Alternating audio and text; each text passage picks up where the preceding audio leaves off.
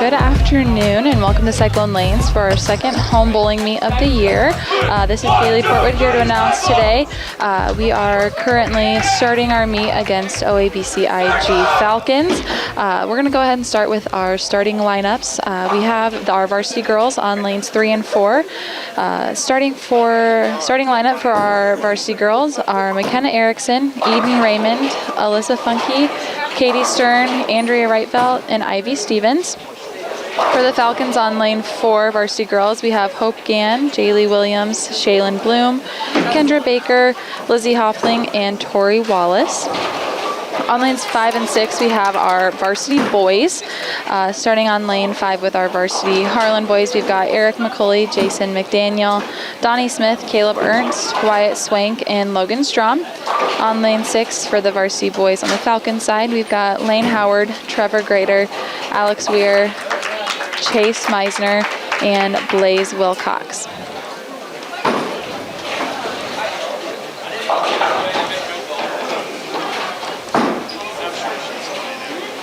Up on lane 3 for the Harlan varsity girls, we have Eden Raymond for her first shot of the day, and on lane 5 we have Jason McDaniel. Looks like he's going to go Brooklyn for a strike for us today.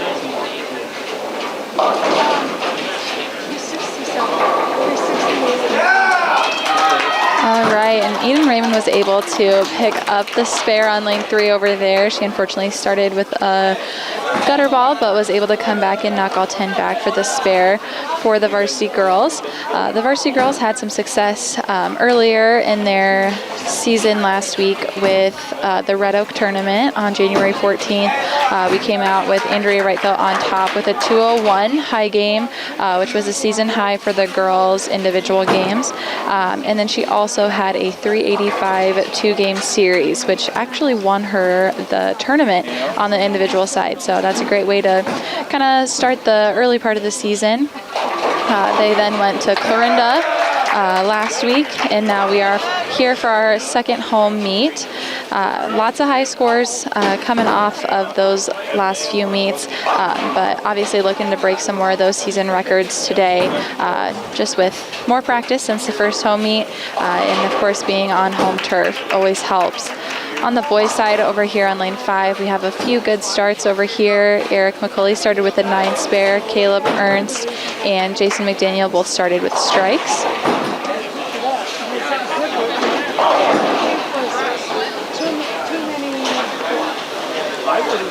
No, I just visited with him. Oh, no. And then he was oh, no. He's got a chance at it. Oh, some people, but a lot of them have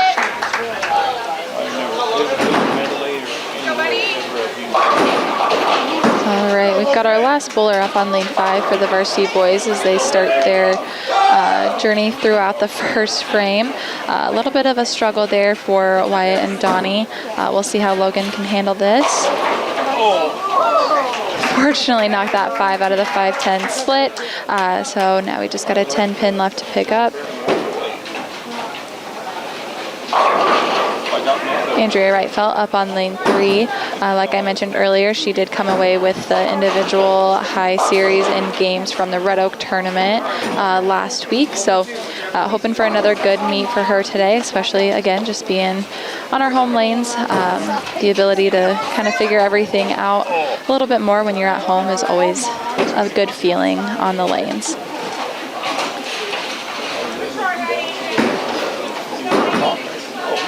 All right, and Ivy Stevens, one of our seniors on the girls' side, she is up to bowl on lane 3 right now. She has had a 213 for her high game this year. Unfortunately, a little bit of a rocky start right there, putting the first one in the gutter.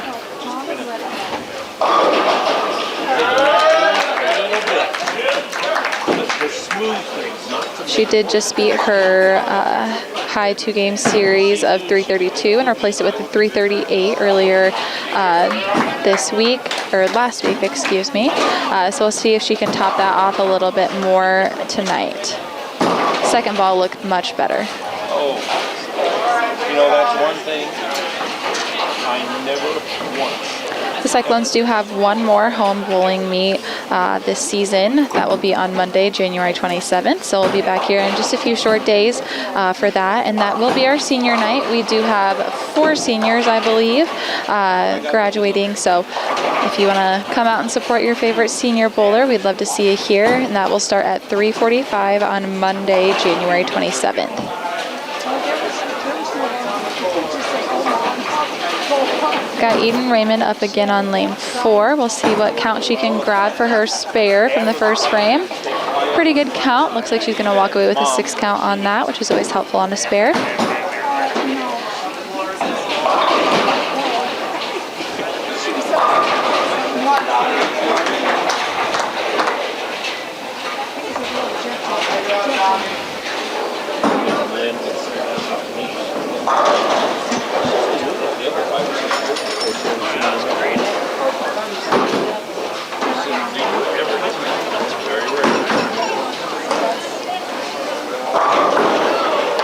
Eden just misses that spare there on lane 4. Now we will see Alyssa up to bowl on lane 4. Donnie Smith unfortunately just missed another spare on lane 6 for the Cyclone boys. Hopefully Caleb can help him get back in a little groove here. Let's see what he can do. Go for the double.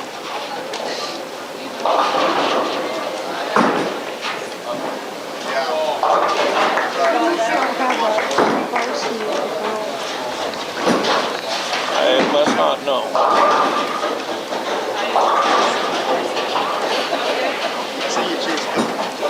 All right, Caleb's ball looks pretty good. It's going to be a little tight into the pocket, so he does leave a 7 pin. Caleb is one of the freshmen on this team. His high game this season is a 178 with a 326 high series for the 2 games. I know there's lots of room for improvement right there. He spends a lot of time in here practicing, so we'll continue to see his numbers grow tremendously over the next few years. He does spend a lot of time working on those spares, just getting in here, practicing. Looks like he's going to possibly get over there and knock down that 7 pin for the Cyclones. Hopefully Wyatt is able to build off of that here on lane 6.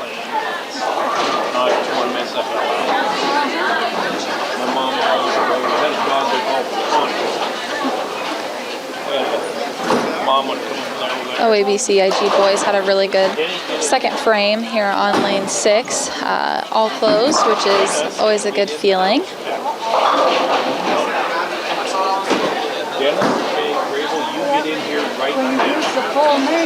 Andrea Wright-Fell is up again on lane 4. She left just a baby split. That's the 310 split that she's left. This is a very makeable spare, although it is a split, so we'll see if she's able to run that down. Eric McCulley was not so lucky and unfortunately left a bigger one, which is the 6, 7, 10, and was able to pick the 6 off of that. Right. Oh.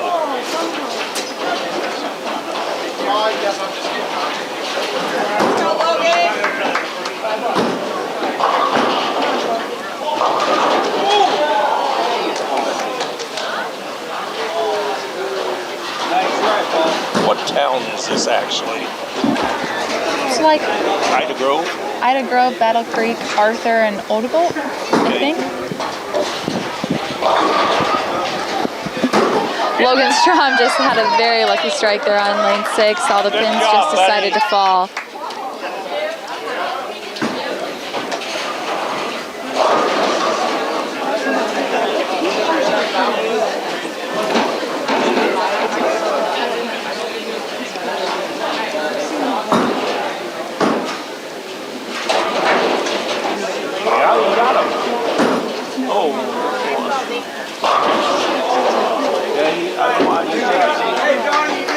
We've got Donnie Smith up again on lane 5 for the Cyclones. His high game this season is a 193 with a high 337 series. love to see some more records broke today for their series highs. Looks like the Falcons are still continuing to start off pretty well in their third frame.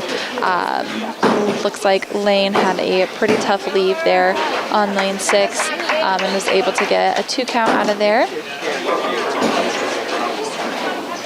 Caleb Ernst up again on lane 5. Right now he's leading the Cyclones. Yes, he does.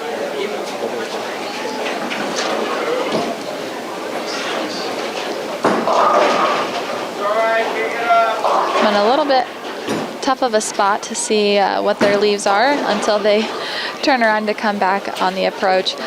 Caleb just left a three pin spare, so we'll see if he can run that back. Eden Raymond has a tough leave on lane 3. She's got the 278, which does include a split. Looks like she was able to get a 2 count out of that.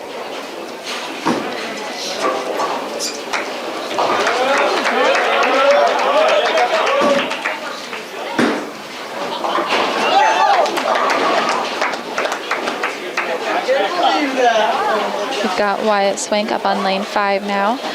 Wyatt is a sophomore with a high 182 for the season and a high of 309.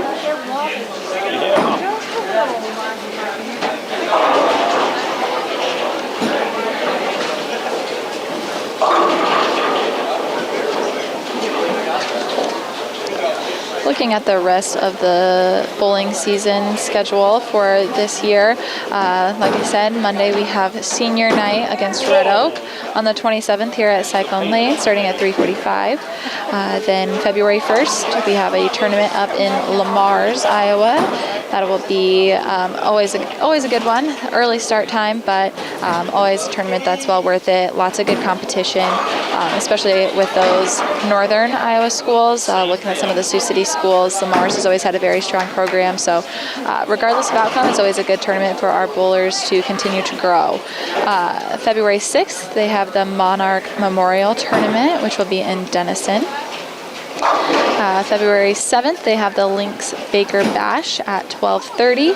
That will be in Council Bluffs. And then they have a triangular on February 11th, which is Lewis Central and St. Albert. Again, will be in Council Bluffs with a start time of 3.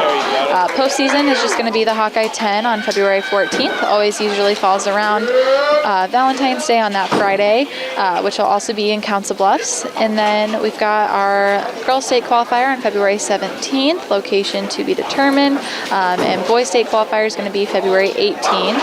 Again, location to be determined. So they still got a majority of their season ahead of them, especially with all of those tournaments, the Baker Bash, the Triangular. Lots to look forward to. And again, like I said, lots of room to continue to grow as bowlers and as a team. Really test you when you get to those bigger tournaments, competition you haven't seen or you might not see during regular season also. So always a good time to learn from what they've done, learn from other teams, see what they're doing, what works for them, and learning just how to read the lanes. Lane play improves throughout the season tremendously, which is always a good thing. Andrea Wright-Felt just picked up a single pin spare over there on lane 3. And now we've got senior Ivy Stevens up again. Ivy is struggling a little bit on her first ball for the first 2 frames, so we'll see how she's able to learn from those, and looks like that ball's going to be a lot better. It's going to go cross lane, but we're just going to leave a sleeper back there. So we've got the 3-9, excuse me.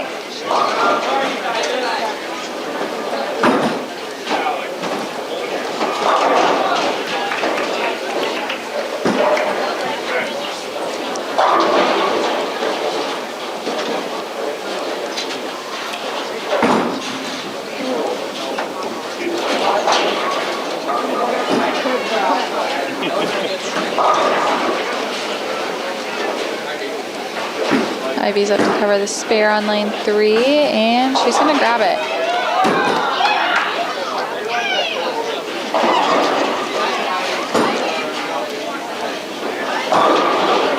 We'll take a quick minute to thank our 2024-2025 sponsors here now. We've got Pizza Ranch in Harlan, Cyclone Lanes, KNOD Radio, Keast Auto Center, Fairway in Harlan, United Bank of Iowa, Do It Best Hardware, Conductix Wampler, The Agency Insurance, Western Iowa Medical, Dr. J's Family Eye Care, Cyclone Seed and Chemical, Shelby County State Bank, Hamilton Financial Services, Hanson House Senior Living, Polly Jones Funeral Home, Mertu Medical Center Physical Therapy and Rehab Services, and the Peterson Family Wellness Center and Lewis Family Aquatic Complex. And again, thank you to our sponsors.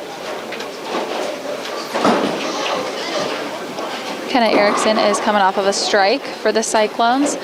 Tough ball. Looks like it just fell off right into the gutter on the right side of the lane. About made it down there to pick off that 10 pin, but just not quite. Caleb Ernst up for the Cyclones on lane 6. Another single pin spare. He's got the 10 pin up there this time.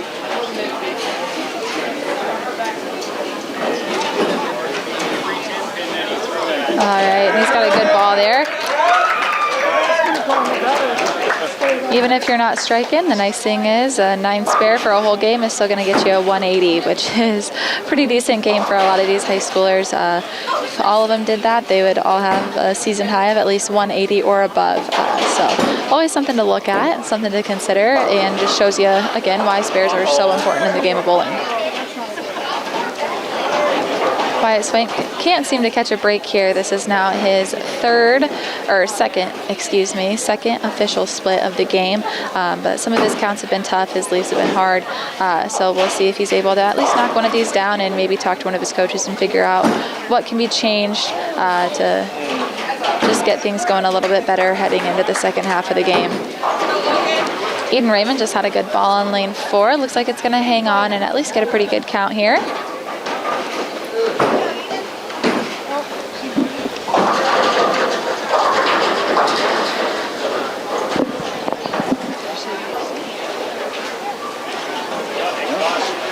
That's all right, I'll bet it.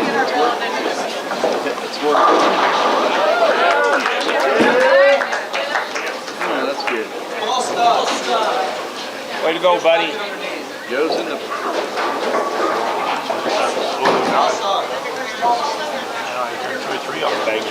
Sounds like we've got ball stuck on lanes 5 and 6.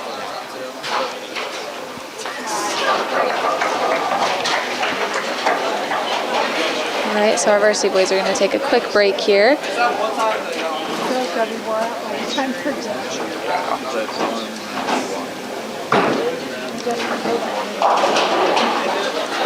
Looking over at lanes 3 and 4, our varsity girls are going to continue to keep bowling despite the quick break here on 5 and 6.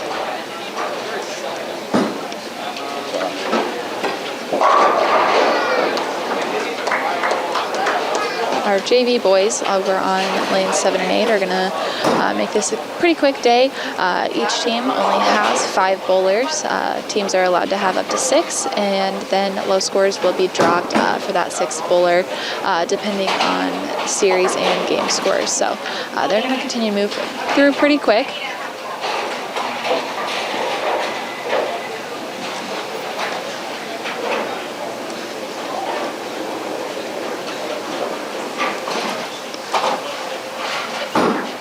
We can just keep Jaden work in the back too. Just run the lanes.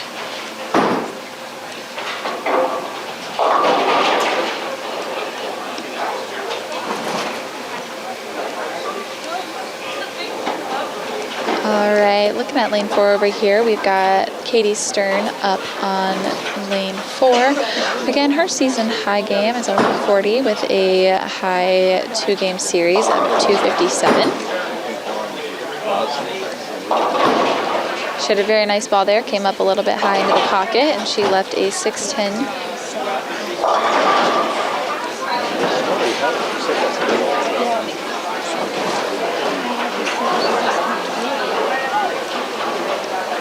Remember back when I used to go, I lived in two fireplaces. Unfortunately, Katie's not going to be able to recover on that spare. Looks like the ball came off a little bit to the left, so she pulled that a little bit. Wasn't able to get it over to the full right side of the lane.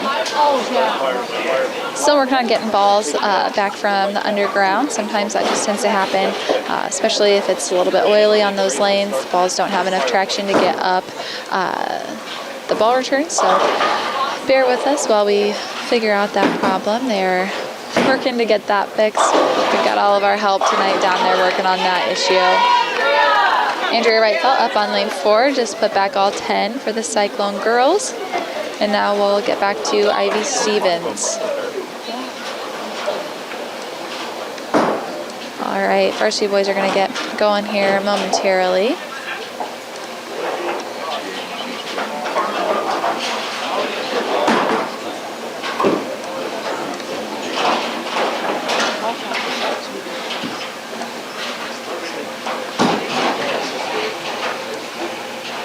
That ball looked like it struggled to come off Ivy's hand a little bit, and she pulled that a little bit, missing the head bin to the left. So she'll have a 1-3-10 to shoot at now.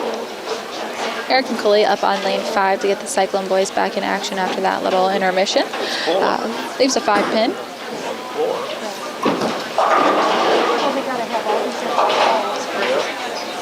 They think they do. That ball looked really nice off of Ivy's hand. She's going to go right into the pocket, and she's going to be able to cover that spare.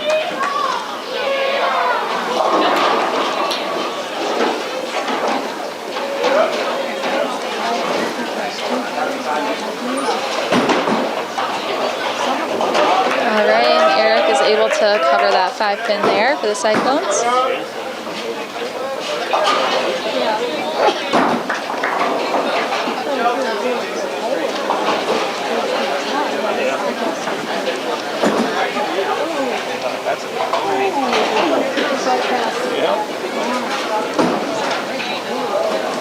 Yeah.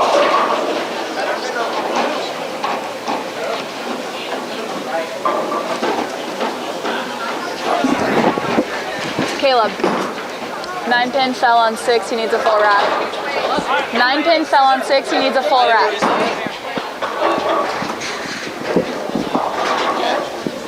Pins down on this alley here.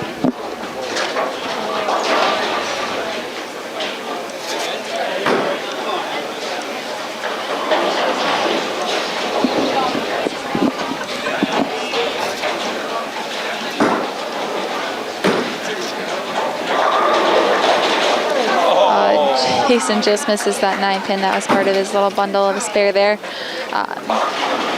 Right now, we've got our varsity girls sitting at a 268. Just a reminder that we do drop low scores for that 6-bowler. Teams go based just off of a 5-person team, but we do have 6 people on the roster, so 6 people can bowl, but we're going to go ahead and drop low series. So right now, like I said, our varsity girls, OABCIG is sitting at a 317 to Harlan's 270. Varsity boys, Harlan is sitting at a 334 to OABCIG's 322.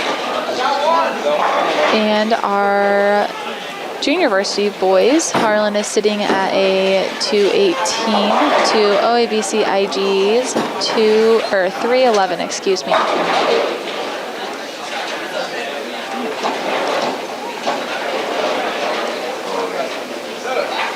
Got Caleb Ernst up again on lane 5. We'll see if he's able to get all 10 back this time instead of his 9 spares that he's been going for. And unfortunately, he's not going to be able to trip that 4-pin forward. So he's going to go up for another single-pin spare, but as long as he keeps up the way that he's doing it right now, he's not going to have any problem picking this up today. Katie Stern is going up to shoot at a 7-pin over on lane 3 for the Cyclone varsity girls. When Lynn and I split up, I couldn't even boil water without burning. Unfortunately, she's just going to miss that. Found this recipe on there for making beef stew. Oh, yeah. In the crock pot. Oh, yeah. Okay, Great stuff. I'm going to give it a try. No surprise, Caleb's going to knock his 4-pin back. I'd love to see a few strikes from our Harlan boys tonight. OABCIG does have very, very solid ball rotation on the boys' side, but they're also struggling to get it in the pocket a little bit. So we'll see how everybody's able to adjust going into, again, the second half of this first game. And some others. Just got to, again, leave the lane play is just an important part of this. As you can see on lanes 5 and 6, they left almost identical spares. They're just not getting those balls to the head pin quite enough. Balls are just not getting to the breaking point at the right point. So see if any of them can talk to their coaches and figure out what needs to be done, a couple moves to the right or the left, depending on if they are right-handed or left-handed, and see if they're able to cover some of these and get into the pocket a little bit better. Ivy Stevens had another good ball in lane 3, but unfortunately she's still just struggling to get to the pocket a little bit. Could be fixed by a quick move, just maybe a couple boards to the left, or to the right, excuse me, to get that ball moving a little bit inwards towards the head pin. It's just not coming up quite enough.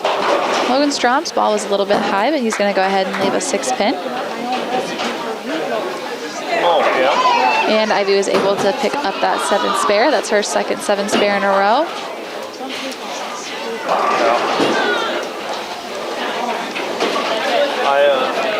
Looks like this could be a pretty neck and neck meet for our varsity girls here on lane 3 and 4.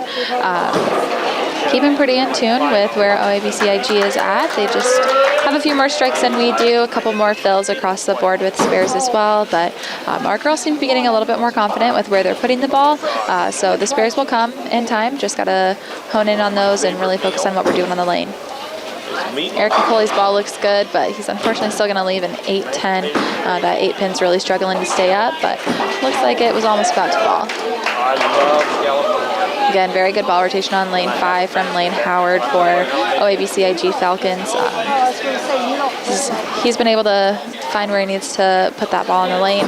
That was his first strike of the game, but if he can repeat that, he's going to have a very strong finish to this first game and a strong second game.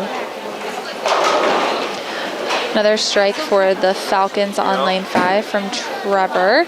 That was a very good ball. He's had 3 of those today. Struggled a little bit in that 4th and 5th frame, but was able to recover with that strike there.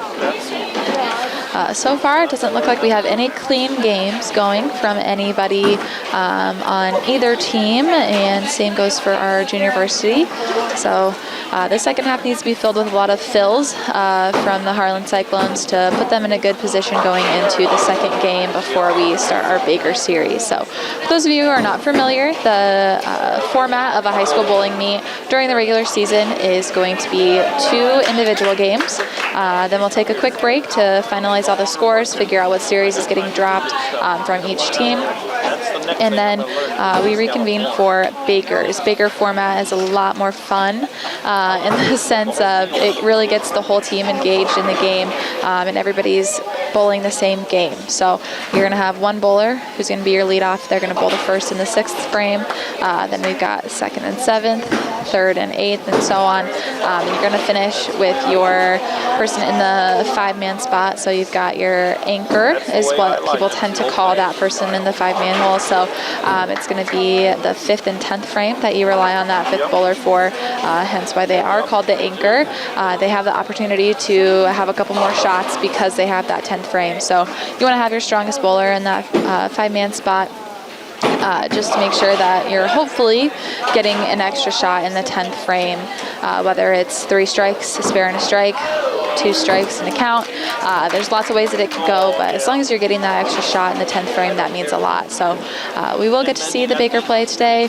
Teams get a lot more into that. It can get very loud depending on who your opponent is, which is always really fun just to see that atmosphere come to life during a bowling meet.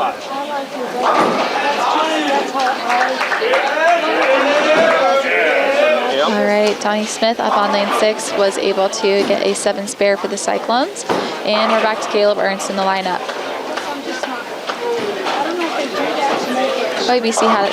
OABCIG had a really good 6th frame there. 1 open, 1 spare, and 3 strikes.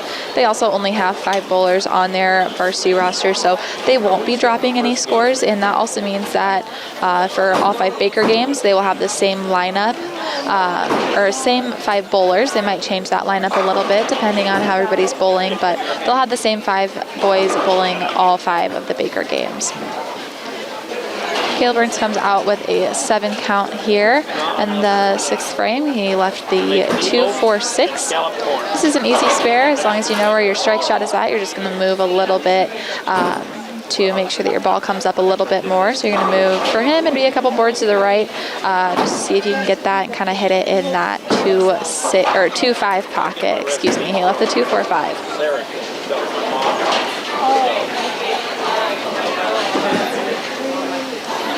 And it looks like he's going to go Brooklyn, and he's going to still be able to shoot that out.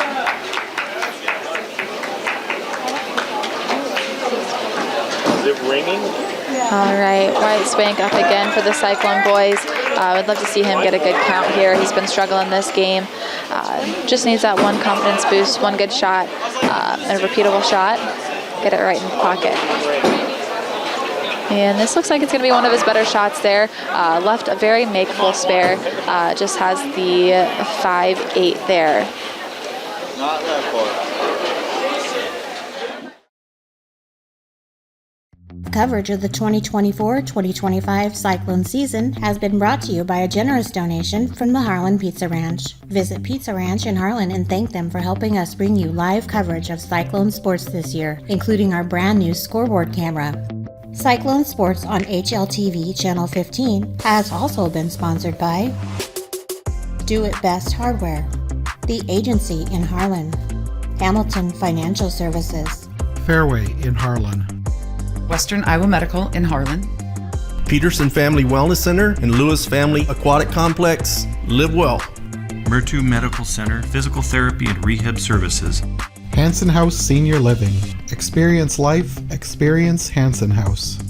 Dr. J's Family Eye Care, longtime supporter of Cyclone Sports in Harlan. Family Service Community, SCSB. Keast Auto Center, proudly serving Southwest Iowa for over 31 years.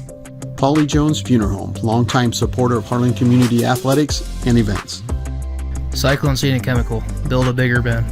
Conducting Swampler is a proud supporter of the Harlan community, education, and student activities. We move your business forward. United Bank of Iowa, the difference is here, member FDIC. Cyclone Lanes, great family entertainment, including bowling, sandwiches, and homemade buttercrust pizzas.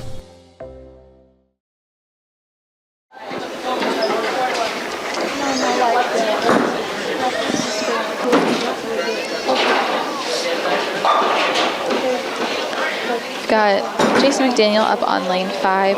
Looking at his stats for the year, his high game is a 185 on the season and a high series of 307. Struggling a little bit this game. Hasn't been able to get a fill since the first frame where he had a strike, a split, and some lower counts in there. So would love to see him get a little bit more comfortable going into the second game here shortly. Logan's ball was a little outside there, so it didn't come up quite to the pocket. So he left a nasty, looks like a split, but technically is not considered a split because it has the head pin in there. So he's got the 1-2-8-10. If he were to move a little bit, hit Brooklyn, there is a really good chance that he could use that head pin to knock out the 10. But then you just worry about getting that sleeper, which is the 8 pin behind the 2. So a few different ways you can shoot at this. How I would go about it is obviously that Brooklyn shot to get to the 1-2 pocket, and that's exactly what he's going to do, and he's going to pick it up. Assistant State. That was a great shot. Boy, they hung up right away.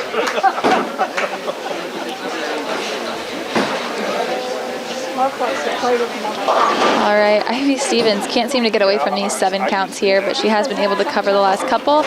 Unfortunately, she's just going to knock off the 1-2 for this. For the 6th frame. Caleb Ernst up again on lane 5 already, coming off of a 7-count spare. Is going to go into the pocket a little bit high, and he's going to leave the 3-6. Also got Eden Raymond up again on lane 3. Her high game this season is a 66 with a high series of 127. Would love to see her have a couple strong frames and beat that score today. She's very close, so only 12 pins away from tying her high score for this year. So we would love to see her get some count in the last 3 frames and beat a record today. Caleb knocks down his spare on lane 5, leading it up again to Wyatt Swank. Would love to see a good shot off of Wyatt. He's getting so close to the pocket. I know he wants it. We'd love to see him come out of this little rut that he's been in this game and hopefully figure something out before going again into that second game. Gonna go Brooklyn on this. And he's going to leave another split. That's his 3rd official split of the game, leaving the 5-10. Can tell he's frustrated. not sure exactly what to do or how to go about this. It's tough to get out of a rut like that, especially when it's just split after split after split. It can be hard to kind of regain your focus and figure out what needs to be done. And he's going to go Brooklyn, and he just about shot that out. So picked off the 5-pin out of that, and we'll head back to Logan Strom.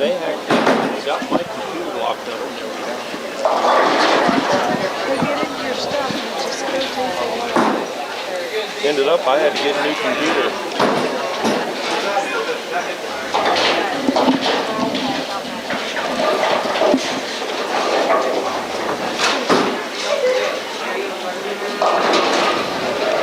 Cyclone girls just continue to struggle over there on lanes 3 and 4. Not a whole lot of fills. No fills in the 6th frame. Only 1 fill in the 5th frame, and only 2 fills in the 4th frame. So this has not been their best game. I'm sure Coach Anderson's down there trying to figure out a game plan going into the 2nd game, what we can change, and try to get spirits up a little bit, and hopefully they can still come out strong and have a good 2nd game. Logan Strom has a really nice game going here. He only has 1 open, which was a single pin miss in the 1st frame. Otherwise, he's been able to cover all of his spares or strike each frame, which is huge.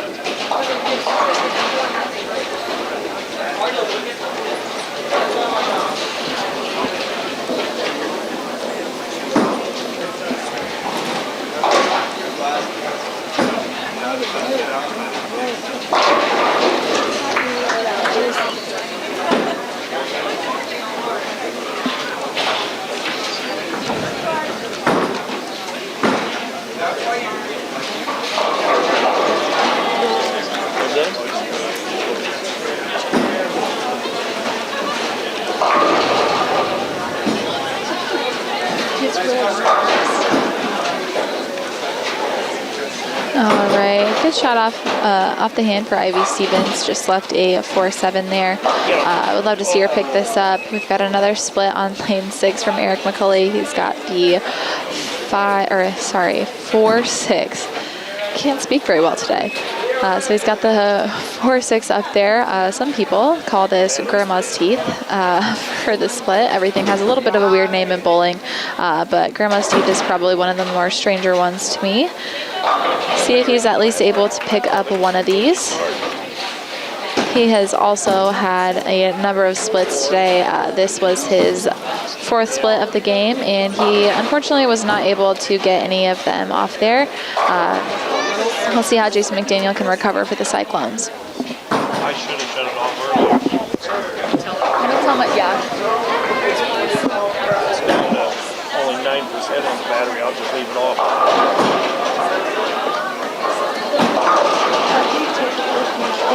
All right. Yet another split for the Cyclone boys here on lanes 5 and 6. Jason McDaniel leaves the 3-10. Again, it's just a baby split, so it is a very makeable split. Yeah.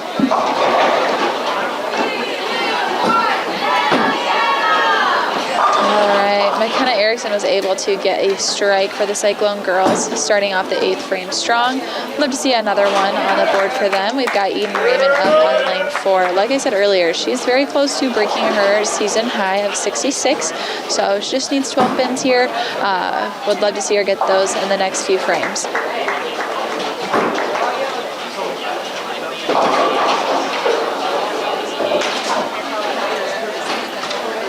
Chase Meisner just finished up his 8th frame. Went for a single pin spare there on lane 5. He's got a nice spare ball for all of his spares that he shoots at. It is just a black ball with donuts on it, so kind of an interesting one to see, but always fun to see what people have for their spare balls. There's some fun ones out there, and you get to see a lot of those traveling for bowling tournaments and just seeing what people come up with. Eden Raymond got a nice 8 count on lane 4, so she's getting even closer to breaking that high game of 66, which again would just be awesome to see today. Caleb Ernst with his first split of the game on lane 6 here. He left the 2-4-10. So again, a very makeable spare if you just move your strike shot over, go Brooklyn on that like he's about to. And unfortunately just didn't get over quite far enough. Looks like Eden might get one. Nope, it's going to curve to the left a little bit, but she is now sitting at a 62. So just 4 pins shy of tying that high game and 5 pins shy of beating that. So again, we'd love to see that from her today. She is just a freshman, so lots of room for improvement over the next few years. Would love to see her stick with bowling, continue to grow as a bowler and a player, just learning more about her game, getting more confident in herself, and you can already tell just from the first home meet that we had, she's tremendously improved, getting more comfortable, just listening to what coaches have to say, what her teammates say, and just seeing how she's improving throughout this season is just a lot of fun. All right, Eric McCauley is just getting pretty unlucky with these splits here on lanes 5 and 6 for the Harlan boys. Just another baby split, the 310. Again, very makeable. I'd love to see him run this down. Like I mentioned earlier, it can get very discouraging to constantly throw those splits, not quite know what's going on because you're leaving something just a little bit different every time.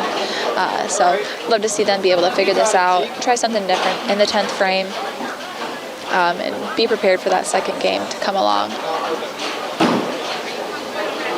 Awesome. Eric McCauley is able to run that down. Hopefully that gives him the confidence to go into the 10th frame big and maybe try something new to figure out if something needs to change going into that second game. Logan Strom just had a nice strike on lane 6 for the Cyclones to wrap up the 8th frame. Jason McDaniel is now coming off of a spare here on lane 5. We'll see if he's able to knock down some extra pins off of that spare. Comes away with a 9 count. We've got Andrea Wrightfeld up on lane 4 for the Cyclone girls. That ball's going to come up and go right into the pocket for a nice strike. Could tell that she really was ready for that. Like I said, she was able to come away with the high game and high series at the Red Oak tournament just last week. You might have seen her picture in the paper. She had a really great showing. So I know that she's looking to return to that and continue growing off of that win.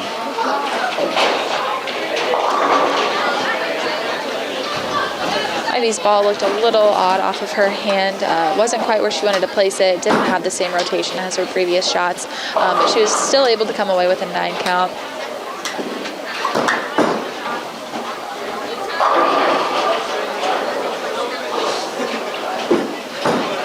That ball looked much better off of her hand, and she's going to be able to run that 3-pin down.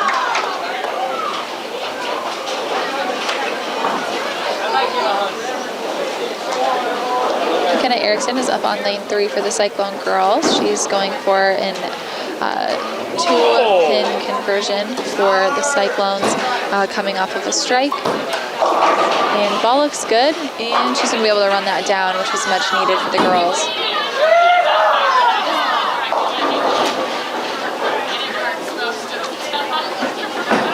McKenna's high game this season is a 162 with a high 2-game series of 269. So she's one of our seniors, so she's been able to continue to improve. Her high 3-game series is actually a 304. We've got another split on lane 5 from Caleb Ernst, the second one in a row.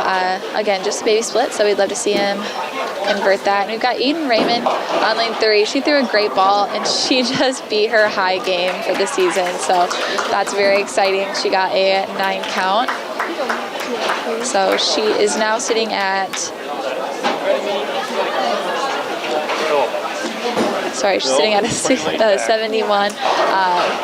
Ready, I think her teammates just congratulated her, as they also could tell that it was beating her high game of the season. So let's see if she can convert this 10-pin.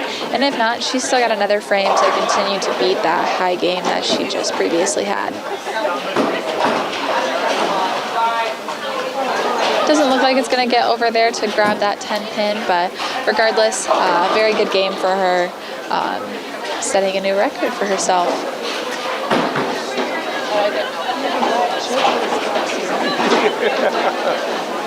He's not having too good a game here.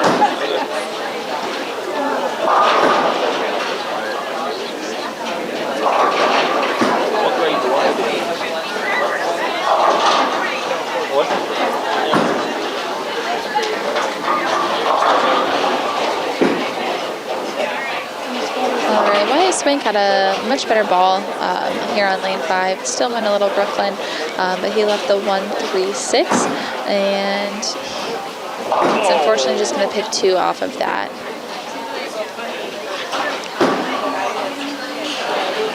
Logan Strong's going to finish off the 9th frame for the boys on lane 5 here.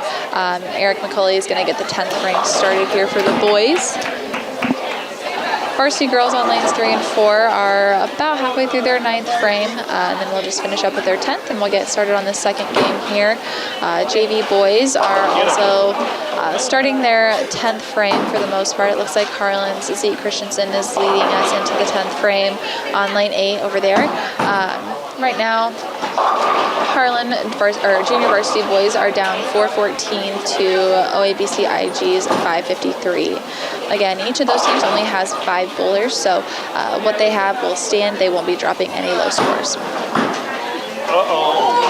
Unfortunately, Logan just missed that 4-pin that he left on lane 5, so he's going to be going into the 10th frame with a 150, which is still a pretty good score.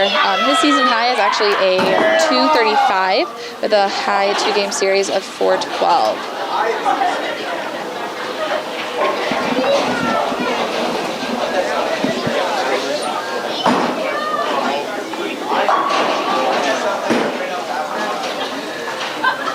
Eric McCulley finished his first game for the Cyclone boys with a 144 here on lanes 5 and 6.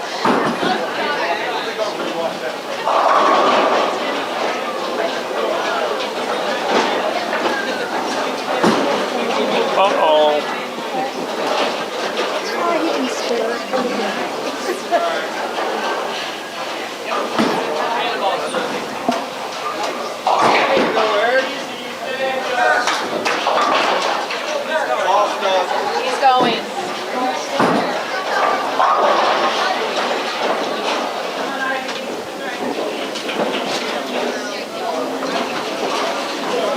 All right, we've got Ivy Stevens going for her 9th frame here for the Cyclones.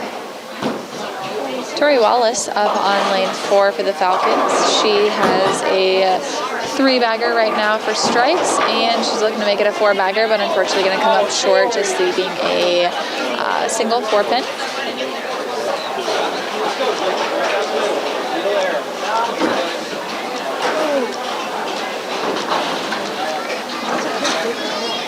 Blaine Howard finished with a 149 for the Falcons here on lanes 5 and 6, with Trevor Grader finishing with a 161.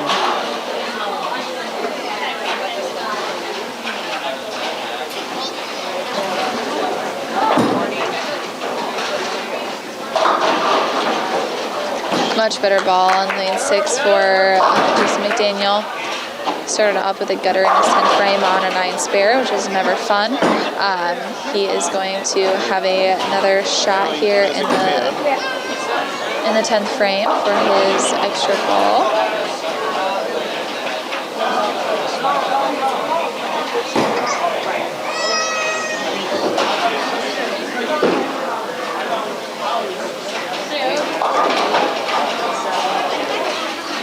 All right. The girls here on lane 3 and 4 are starting to wrap up their first game. Hope Gann for the Falcons just finished with a 117. And then McKenna Erickson is going to finish with a 99.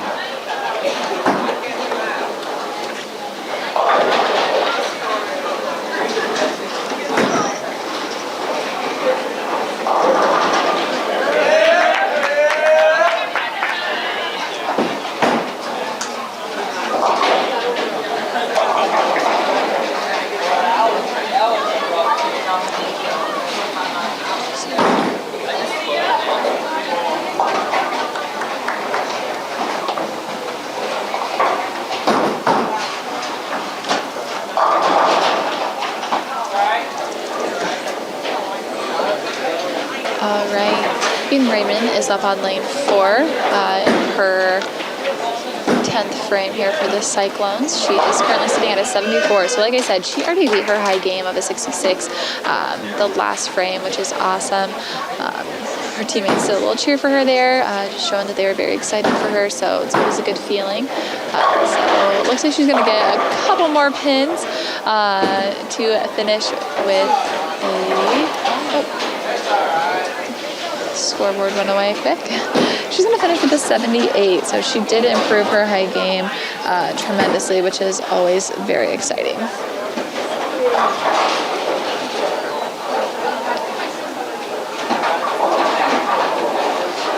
Trying to write some scores down, and I keep writing them in the wrong spot, so that's always a good time, just so I have them to go back on for reference in the next game. Jaylee Williams for the Falcons finished with a 70, and then Shaylin Bloom finished with a 126. Donnie Smith for the varsity boys finished with a 128. And looking at the Falcons varsity boys, we've got a 149, a 161, a 162, 135, and a 141. Yep. You got this ball. Come on, Mark. That's right.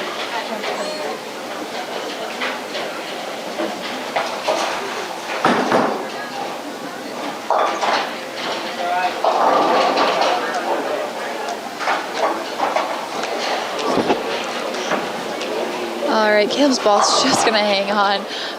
Looked like it was hanging on the one board there. He finished with a 165.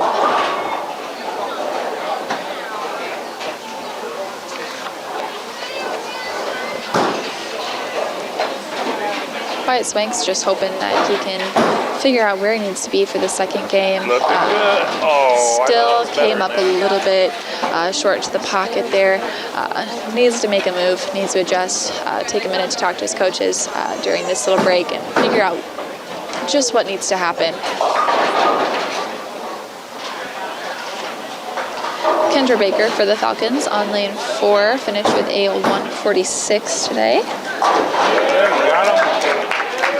Wyatt Swank with his first fill of the game. I can tell that there is a sign of relief on his face.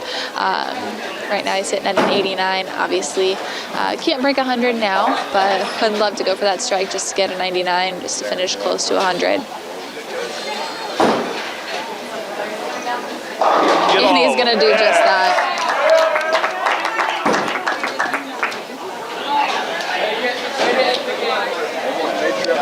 Alyssa Funky finishes with an 88 for the Cyclone varsity girls. Have yet to break 100 for a final game finish for the varsity girls, but looks like we have a couple coming. Logan Strom is up for the varsity boys here on lane 6 to finish up this first game, and looks like a good shot. Get him. And he was safe. Thought that 10 pin was going to stand up really fast, which wouldn't have been an easy pickup.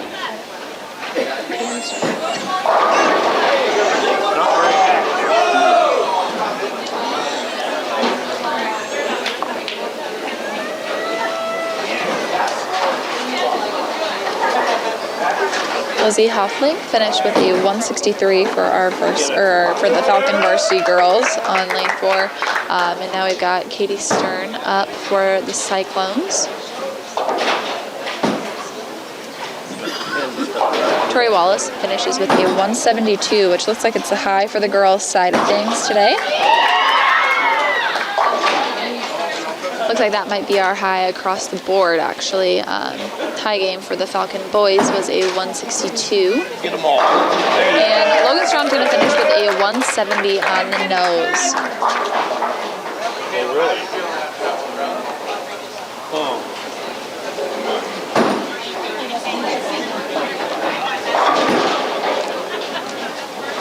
And Katie Stern is going to finish with a 135. Yep, he's good.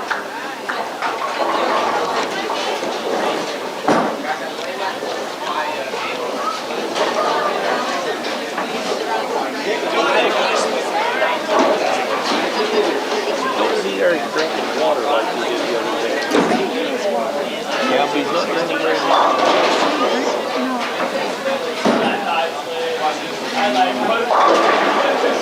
Bottle of water? Yeah, there's All right, our varsity boys are already heading into their second game of the night here at Cyclone Lanes. While we finish up the varsity girls game on lanes 3 and 4, we'll take a quick minute to thank our sponsors again. Sponsors for tonight are Pizza Ranch in Harlan, Cyclone Lanes, KNOD Radio, Keys Auto Center, Fairway in Harlan, United Bank of Iowa, Do It Best Hardware, Conductix Wampler, The Agency Insurance, Western Iowa Medical, Dr. J's Family Eye Care, Cyclone Seed and Chemical, Shelby County State Bank, Hamilton Financial Services, Hanson House Senior Living, Polly Jones Funeral Home, Murty Medical Center Physical Therapy and Rehab Services, and the Peterson Family Wellness Center and Lewis Family Aquatic Complex. Again, thank you to our sponsors. All right, Andrea Reitfeld finishes with a 129 for the varsity girls. So we've just got Ivy Stevens left to finish off for the girls. And the boys, like I said, have already started into their second game.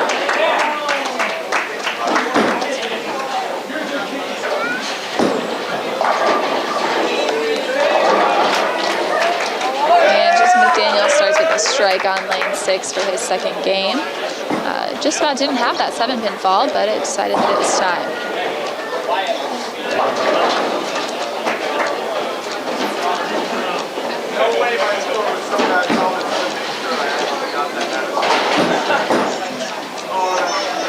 Ivy Stevens' ball looks really good off of her hand for that game. And she's just got a one count spare to shoot at tonight.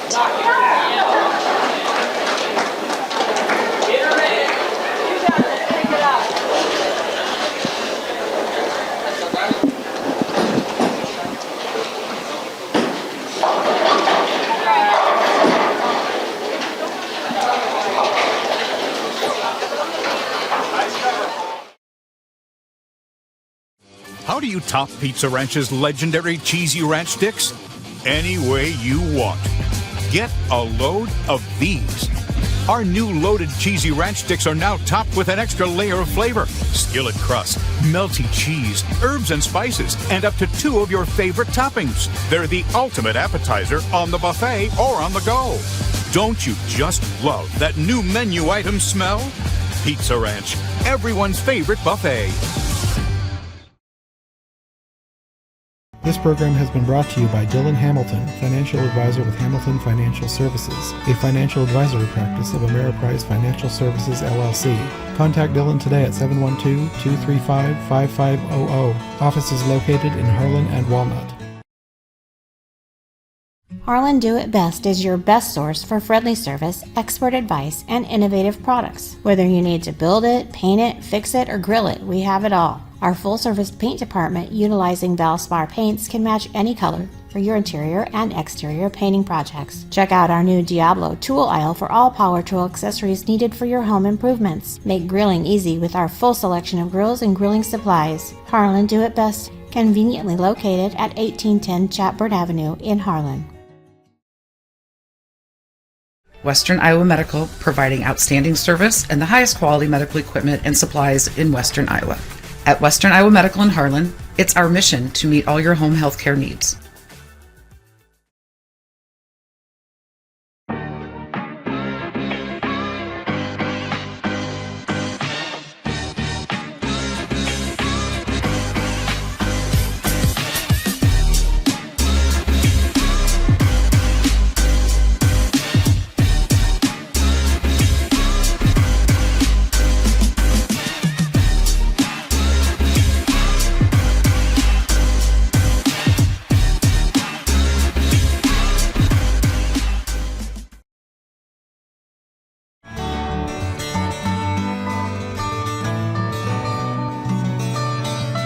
Dr. J's Family Eye Care, longtime supporter of Cyclone Sports in Harlan.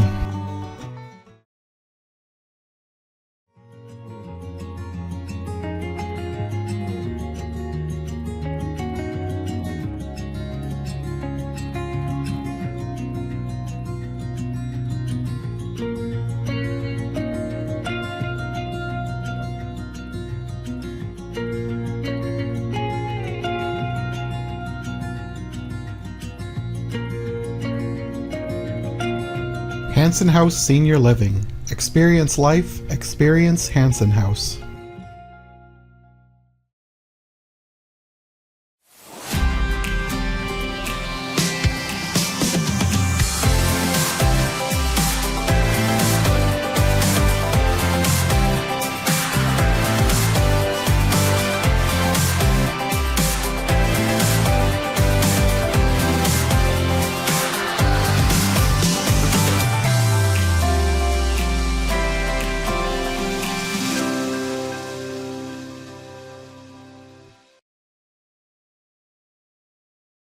Advertise with HMU. Are you looking for an easy and affordable way to get your business out there? Why not advertise right here? HMU is looking for sponsors, and starting as low as $40 a month, your business could be featured right here. Our sponsors help us cover programs just like this one, and thanks to their support, we're now able to broadcast Cyclone sports, concerts, and more live on both HLTV, Channel 15, and YouTube. So what are you waiting for? Call 755-5182 and ask for Jonathan, or email jnorth@hmunet.com and ask for more information today.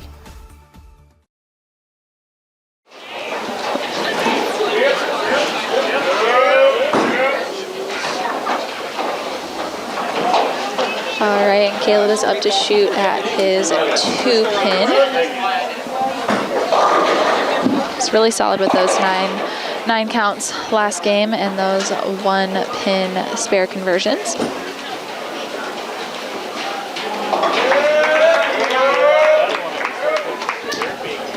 Thomas, what did Ivy finish with?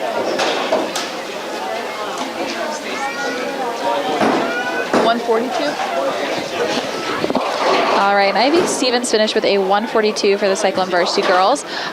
They are now kicking off their second individual game with McKenna Erickson up on lane 4. Solid start for the varsity boys here on lane 6.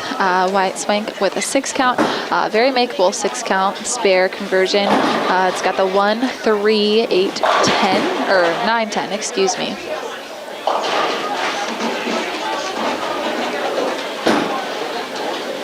And he's gonna get it the hard way, it looks like. Oh, unfortunately that 10 pin just didn't want to fall.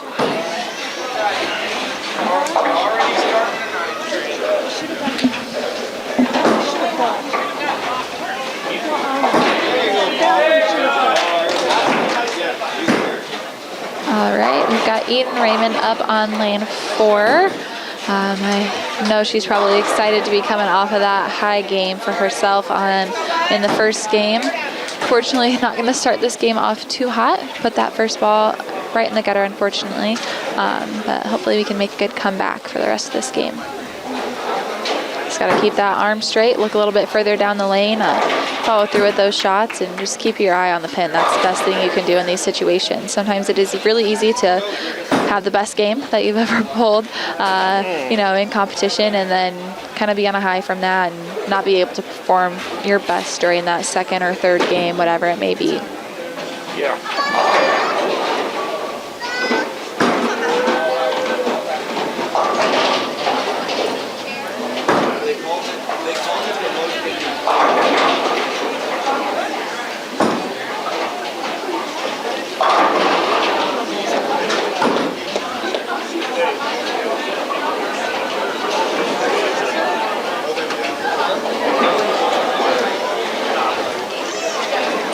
Eden was able to get a 6 count after that rough start to her game. So now we've got Alyssa Funky up for the Cyclones. She finished the first game with an 88. And I think I mentioned before, her high game for this year is a 137.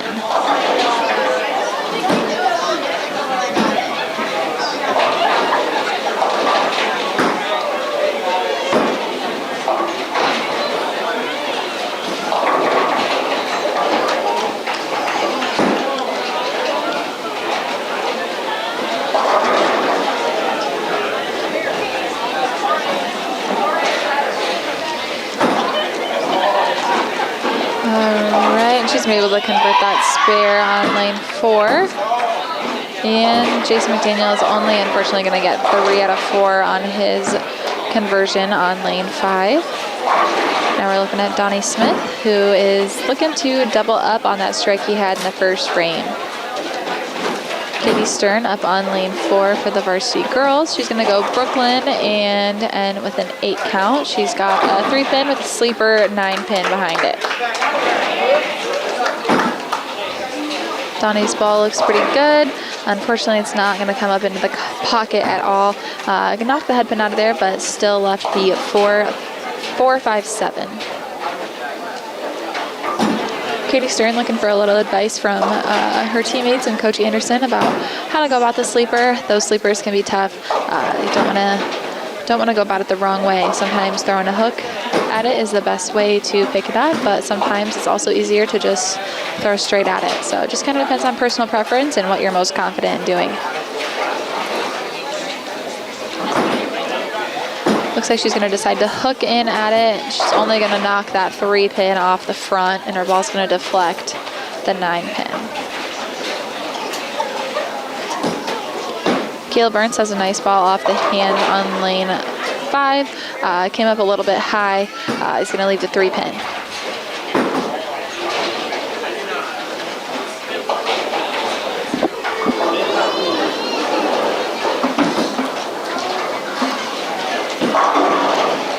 Andrea Reitfeld with a very nice strike on lane 4 for the varsity girls. And Caleb's going to hook into that spare, and he's going to run that 3-pin down. Like I said, 9 spare for a whole game is going to get you a 180. So any of these kids, I know they would take that for a game today. So we'll see what Caleb can do. Eric McCulley was up on lane 6 for the Cyclone boys. Started the 3rd frame off with a bang. Got all 10 back, and he's having a pretty clean game so far in these first 3 frames.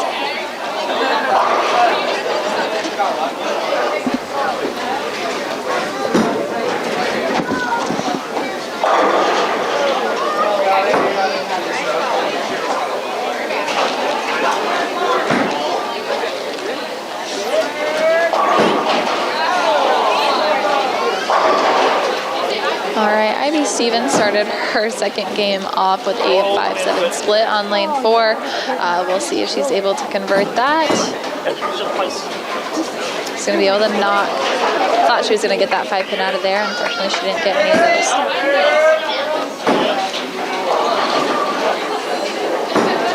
Eve Raymond looks like she's going to get one off of there. Knocked the 10-pin off of that rack.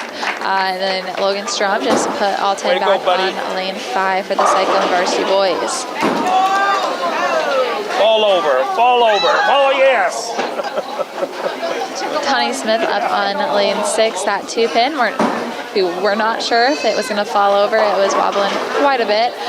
So he only left the head pin. So it can be kind of tough to do that, but you see it happen more frequently than you would think. Eden is up on lane 3. She got a couple more pins off of that rack, so she's going to finish with a 4 count for the total of her second frame. And we are back to Caleb Ernst now that Donnie was able to convert that head pin.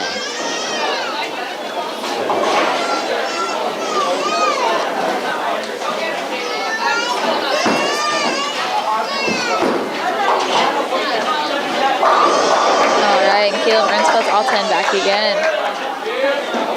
Strong start to this 3rd frame for the varsity Cyclone boys.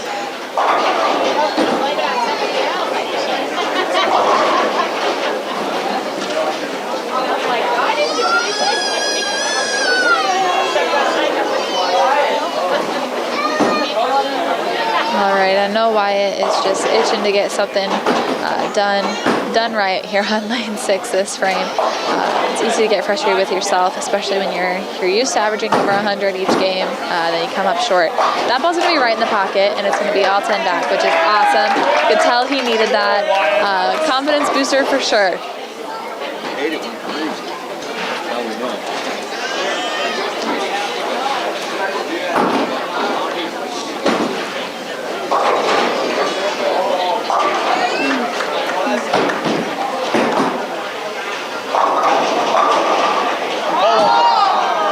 That 10-pin on lane 6 for Logan is is wobbling. Unfortunately, just couldn't fall down before the rat came down to pick it up and cycle, but he's shot at a few of these before to pick them up, so I'm confident that he'll be able to do it this time around. If he can, that would be a clean frame on the lanes for varsity boys in this third frame. And he's going to run it down. So again, like I said, clean frame for the Cyclone varsity boys, which is much needed. Good confidence booster. Like I said, Wyatt Swank really needed that strike there just to help him get his confidence back, get more confident in this game, in this meet, and set him up for success for the next 7 frames. Andrea Wright-Felt just had a pretty good ball go Brooklyn over there on lane 3 for the varsity girls. Left a 3-pin. We'll see if she can run it down for the girls.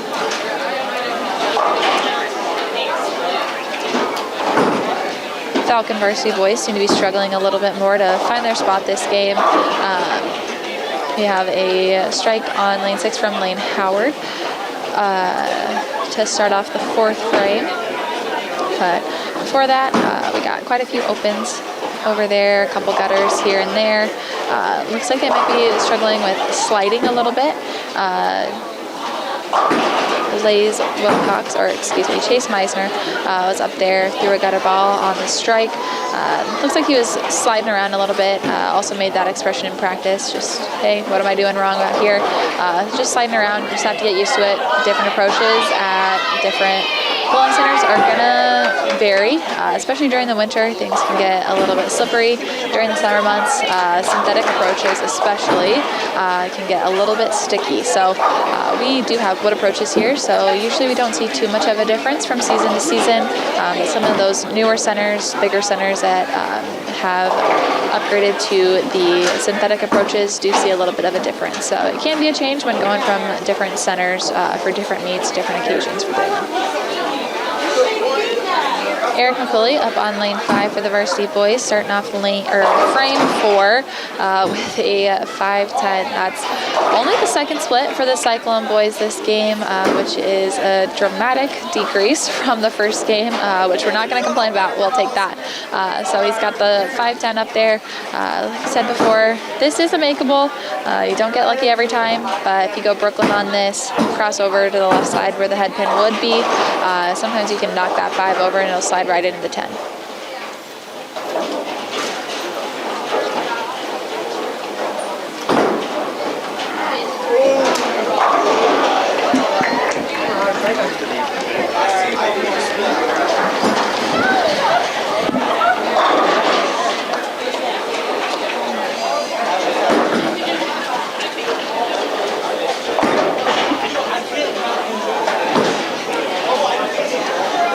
Jason McDaniel's going to go Brooklyn on lane 5 there, and that 9-pin, again, it's just going to wobble, kind of like Logan's 10-pin did in the 3rd frame over there on lane 6. McKenna Erickson leading the girls into the 3rd frame for their 2nd game. She's going to leave a 5-7, so that's a popular one, either the 5-7 or the 5-10. We've seen that a few times today on different occasions.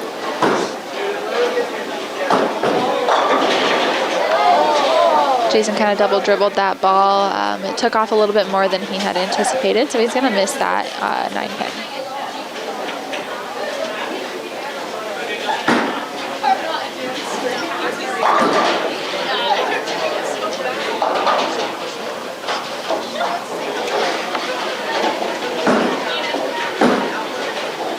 Donnie Smith is going to go right into the pocket and leave another 5-10. Really struggling to get that ball to move inward towards the head pin a little bit more. It's just not hooking a lot for any of them when they shoot it like that. That's what tends to happen. Depending on the angle that your ball is coming into the 1-3 pocket, is going to determine if you leave that 5-pin or not. And unfortunately, that's kind of what we're seeing tonight. Eden Raymond up on lane 4, just left the 5-8, so another good count for her. I'd love to see her pick this up and stay strong and move towards maybe another high game for the day, but definitely a high series for her is coming up. I can feel it. Caleb Ernst up on lane 5, coming off of a strike in the 3rd frame.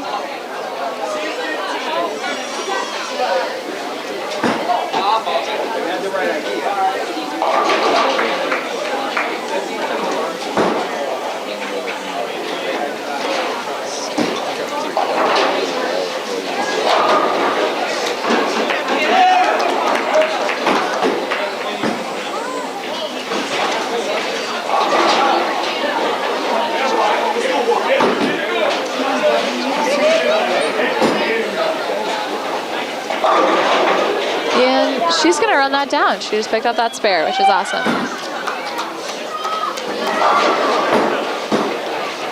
I think it's all about hitting the head kick. Release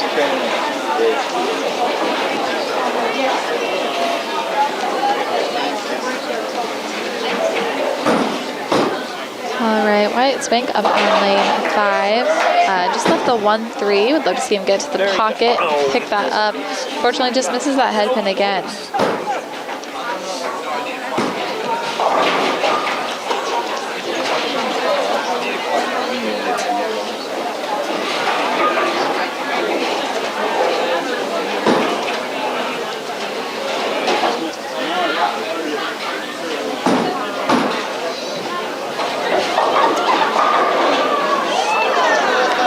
That's not good.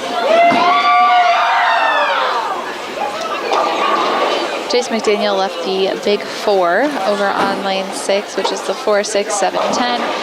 Not an easy split to get, and then Logan unfortunately leaves that 4, 6 grandma's teeth on lane 5. So a couple nasty splits for the Harlan boys here on 5 and 6 right now. Jason unfortunately does not get either of them. And yet another not so great split on lane 4 for Katie Stern. She left that 6, 7, 10. Always good to just go for the count on those splits. Obviously, if you've got just a split with 2 pins, you're just going to go for 1 for the most part, depending on the size of the split and your ability to possibly pick that up. Katie Stern does go for the count on lane 4.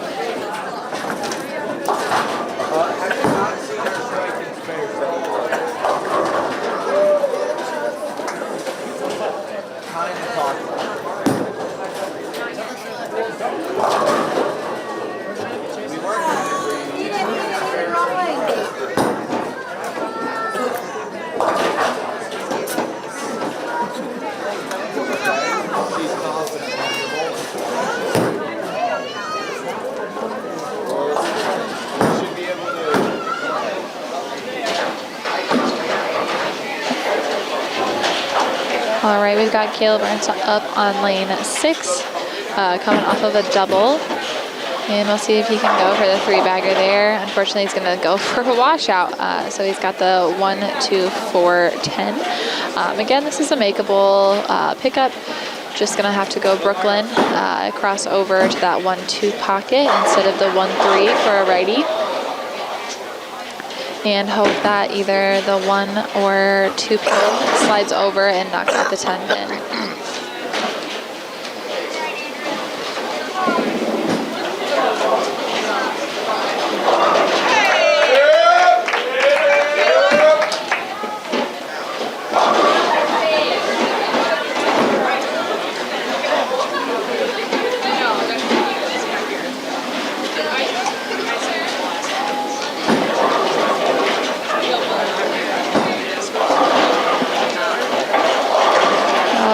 Eden Raymond was up on lane 3 and got some count off of that spare. Unfortunately, she did not get any bigger count on the spare there as she threw the first ball in the gutter, but then ended up with a 5 count, so she's sitting at a 25 in the 4th frame. Ivy Stevens threw it a little bit Brooklyn, crossover, and didn't even get the head pin out of there, so she's got the 1, 3, 10 to shoot at right now. Again, a couple different ways you can go at this. We'll see if she decides to go the hard way and go Brooklyn, or just go for the pocket and see if that 3-pin will shoot it out. Went Brooklyn a little bit.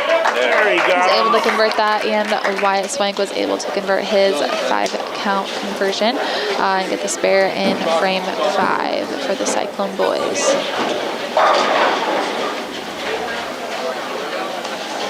Logan Strom is going to finish off the 5th frame for the boys. They are now halfway through their 2nd game, and he's going to fortunately have a stone 8 right there. It was a really good ball. Might have been a little light as it didn't knock out and go all the way through that 8 pin.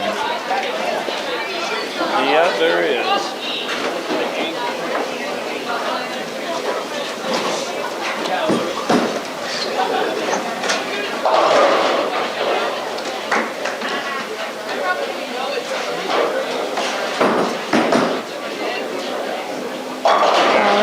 Harlan's able to convert that 8-pin. Then we've got Katie Stern up on lane 3, just left a 2-4-5.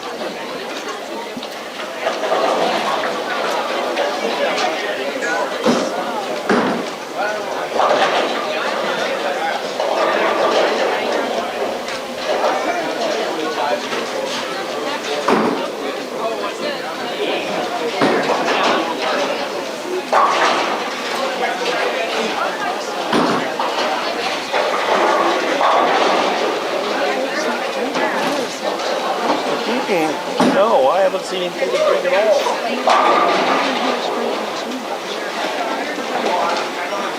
Really,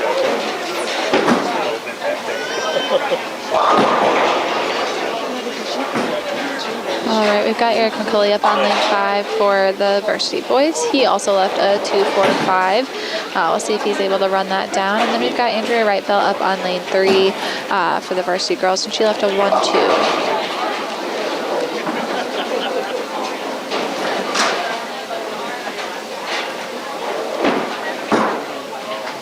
Andrea's going to be able to knock off that 1-2. And Eric's unfortunately only going to get 1 off of that. He just picked up a 5 off of his leave.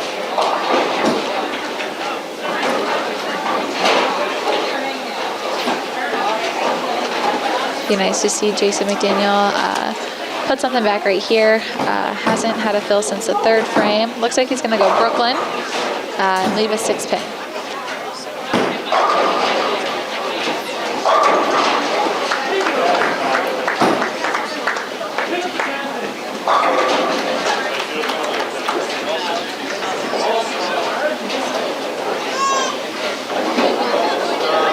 Ivy Stevens unfortunately got a miss on that first frame. And it looks like we have a ball stuck again on lanes 5 and 6, so we'll take a quick break from our coverage of the varsity boys.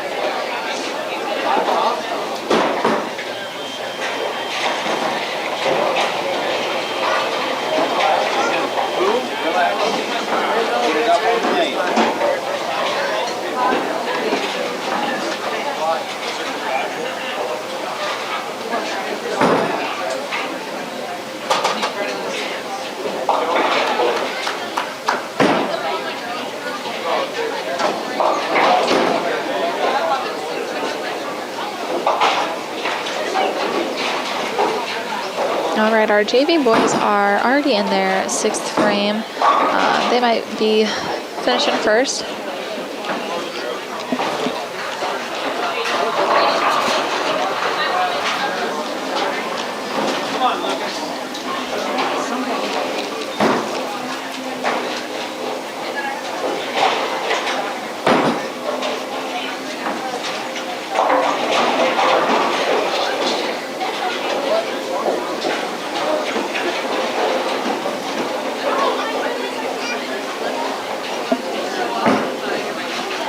Our varsity girls are finishing up frame 4. We've got Tori Wallace up for the Falcons on lane 4. She's coming off of a 7 spare. She actually had the high game across the boys and the girls for the first game with a 172.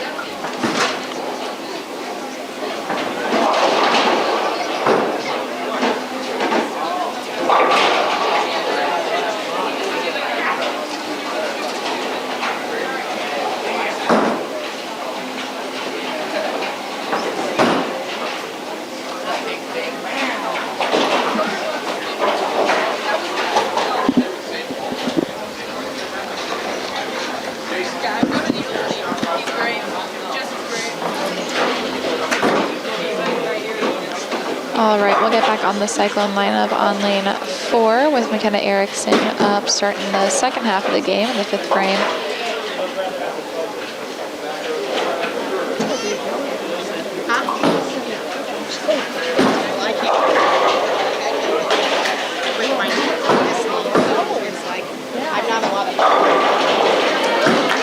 All right, Jason McDaniel is able to convert that 5-pin there and start off the 6th frame with a 9 spare for him.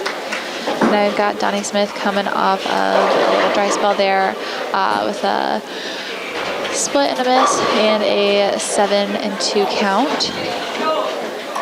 Hopefully our boys can find some more momentum going into the second half of this game, leading into Baker.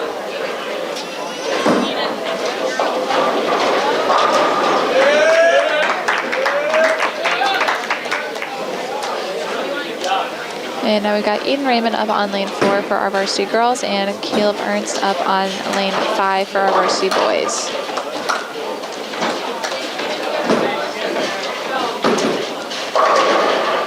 Eden's ball looks pretty good. It's going right down the middle of the lane. And she is going to get a 7 count there. Caleb came away with a 9 count, just leaving the 7 pin there. We'll see if he's able to convert it. And a really nice strike by Blaze Wilcox on lane 6 there. Yeah. Our junior varsity boys, starting off the 7th frame, they are sitting at a 293 to the Falcons 329.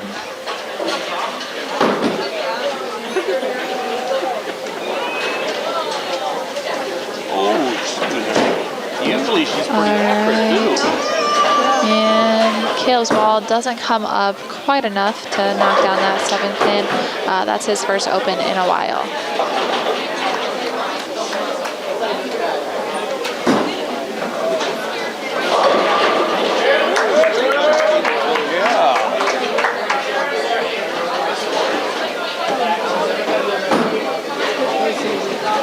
Got Alyssa Funky up on lane 4 for our varsity girls, and she's going to walk away with a 9 count, just leaving a 7 pin there. Wyatt Swank up on lane 5. He went a little bit Brooklyn for a strike to start off his 6th frame. Much better start to this game for Wyatt. And just McDaniel up on lane 6 for the start of his 7th frame. Left a 7, or got a 7 count there, just left the 3-6-10. Looks like Alyssa is going to run that 7 pin down. And then we've got Logan Strom up on lane 5 for our varsity boys. Going to walk away, just leaving the 4 pin there. Looks like his thumb might be bothering him a little bit. Maybe coming out of the ball a little too tight. Find a solution for that, hopefully, if that's the case.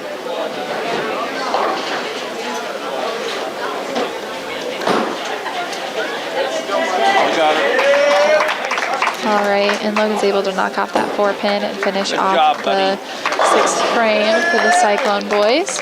And Donnie Smith with a strike on lane 6 for his 7th frame. Now we're back to Caleb Ernst, looking to come back after a 9 and a miss in the 6th frame.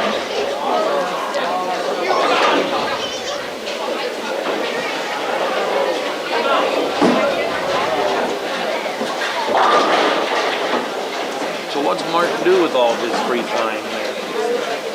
Does he watch TV? Get bored?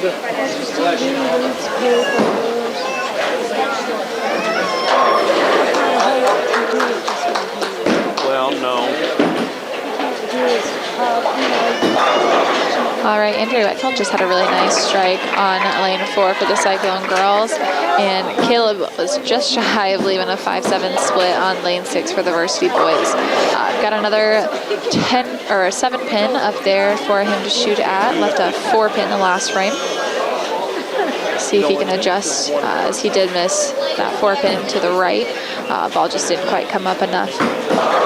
Ivy Stevens up on lane 4 for the varsity girls. Just left a 6 pin. Between his fair and his supplemental cover set. And Eden Raymond up on lane 3 for the girls. Ball's going pretty straight there, and she is going to get a 9 count there. Ivy unfortunately misses that single pin spare on lane 4.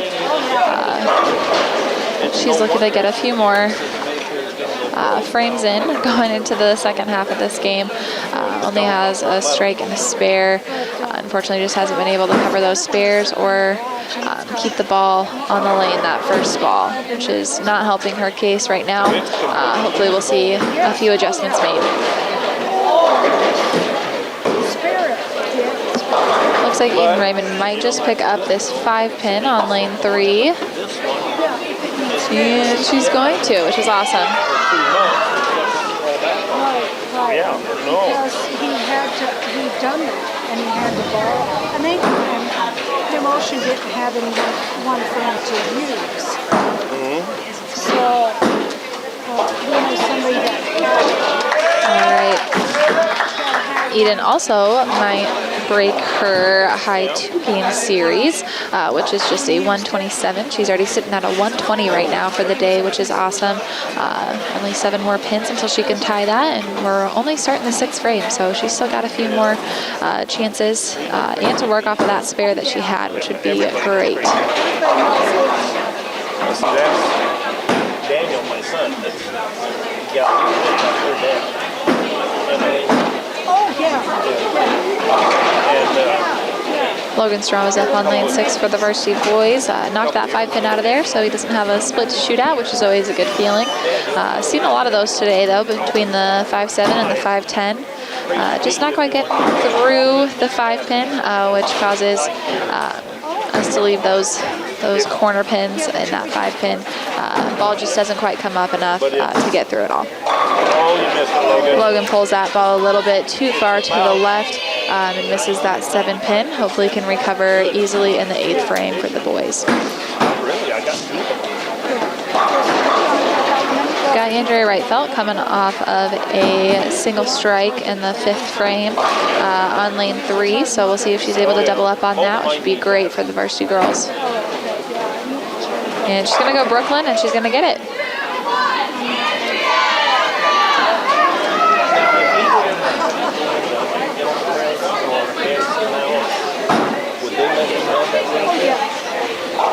But a normal person in a wheelchair, they won't, will they? You can have a motorized wheelchair like young girls. Oh, I don't know, but because that's no way you did it. For Mark, yeah. Yeah. But they would have to. All right, Ivy Stevens just really struggling over here on lane 3 for the varsity girls. Just can't seem to figure out what's going on that first ball. She's just throwing it off into that right gutter on her first ball. It's the 2nd time I believe it's happened this game, but it did happen also a couple times that first game, which is just unfortunate because it is really easy to overcompensate for that in your second shot then. Pulling the ball a little too far to the left, going Brooklyn, and then still missing that head pin on the second shot. So mentally it can be a lot, so be able to overcome that this late in the game would be great before we head into break. they say if people have motorized ones, they'll run into which is possible. Not if they're used to Well, you wouldn't think so. I mean, Mark does, and the kitchen is small. Eric McCulley up on lane 5 for the varsity boys, shooting at a 5-pin right now. Looks like he's going to stay on and grab that.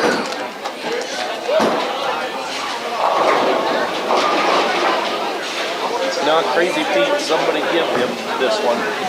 The only difference is mine's red and black, and that one is blue and black. That's the only difference in them.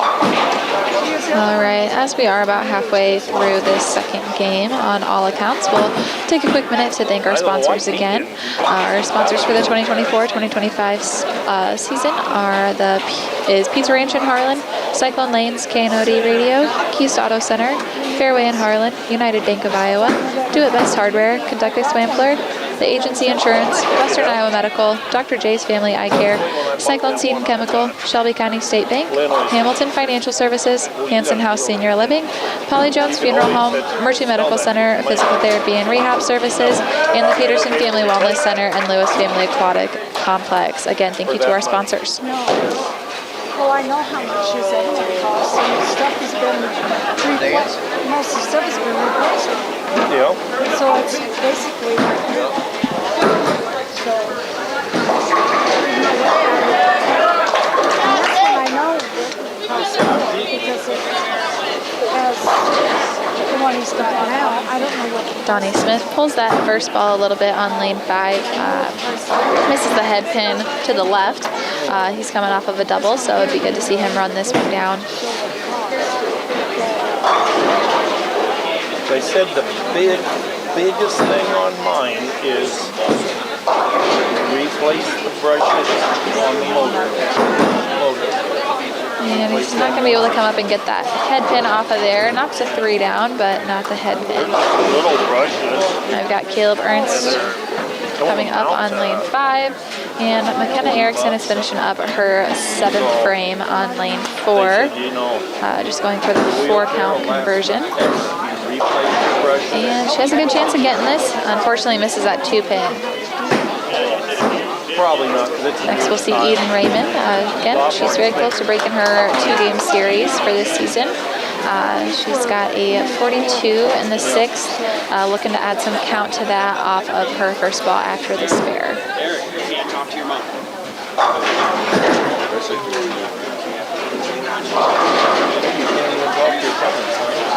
Caleb goes up and leaves a 2 for 10. Again, not the easiest one to convert, but still very possible. Eden went ahead and got a 7 count on her spare, so she's sitting at a 49 in the 6th frame. Is a very makeable spare. We'll see if she's able to convert it tonight. Looks like Caleb pulled that ball a little too much and is unfortunately not even going to get the count on that here in the 8th frame for the varsity boys.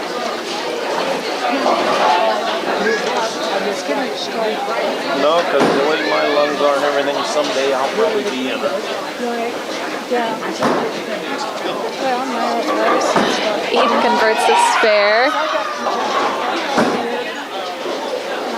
All right, she might just break her first game, which was her high score with a 78. She still has a chance to break that. She's sitting at a 59 in the 7th frame. And if she can get any count on that first ball in the 8th frame, we're going to be sitting pretty good. The only thing I didn't like about mine is the seat in the back there. It is leather. And Wyatt is going to run that 9-pin down on lane 5. Really needed that confidence boost. He's going on quite the run here now, later in the 2nd game. Already beat his first game, which was only a 99. I knew that he was frustrated. It was pretty evident. He's been bowling for quite a while, so it's hard to bowl a game like that and come back from it. Logan Strom goes up and gets a Brooklyn strike, much needed after his 9 miss in the last frame.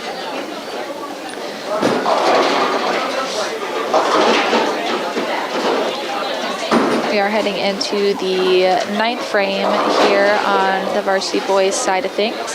And then our girls are just starting their 8th frame here on lanes 3 and 4.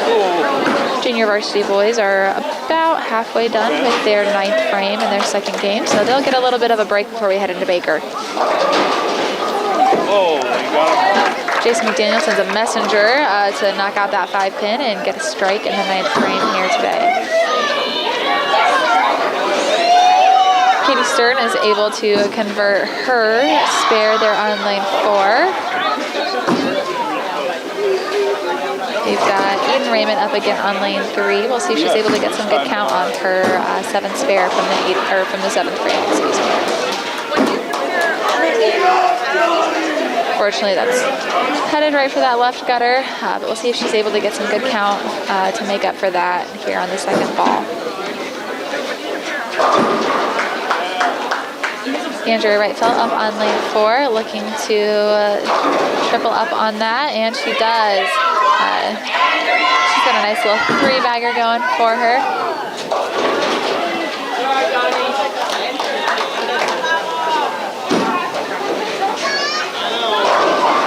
Much better game going now for majority of the Cyclone girls.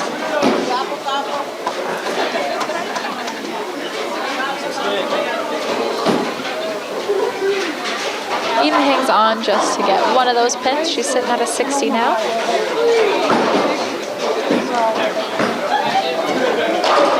And we've got Caleb Ernst up again on lane 6 for the varsity boys.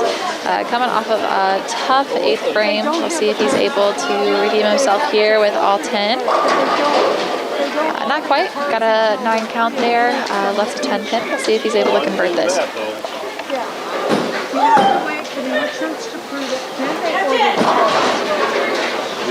Yeah, because I want to make sure that everything is before. testing and stuff, that maybe even the surgery. All right, looks like Caleb put that out a little bit wide, went right into the right gutter there. Wasn't able to even get fully down the lane before it slipped into the gutter. So he's struggling a little bit now on 2 opens. 3 opens total this game. You should have that stuff on hand so when it does get really cold, that take off, take care of that. I'm actually looking good right now. But Then it usually takes 3 weeks to a month before Oh, you don't get worry. it in.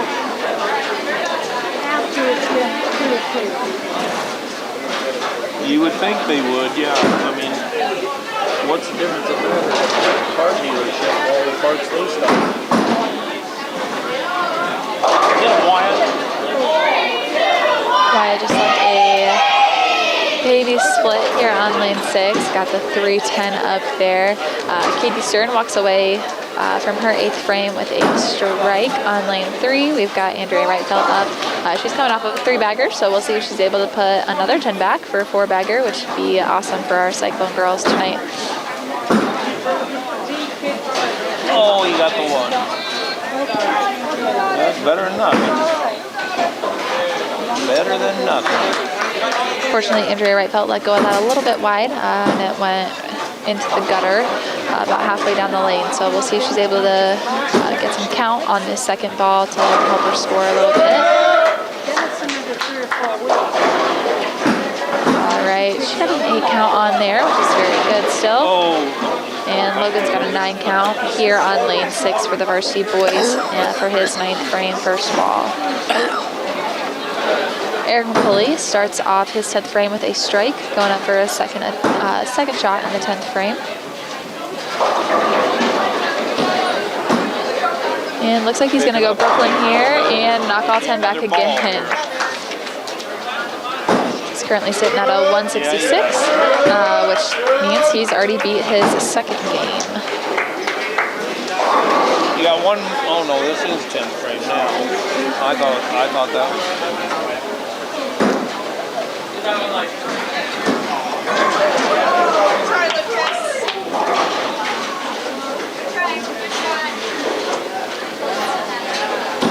All right, Eric McCulley's is going to go right from there. All right, Eric McCulley finishes with a 176 for his 2nd game. Now we'll see what Jason McDaniel can do. He has already beat his 1st game, finished with a 109 his 1st game, and already had that beat in the 9th frame now. Yeah, you got a pretty good game there.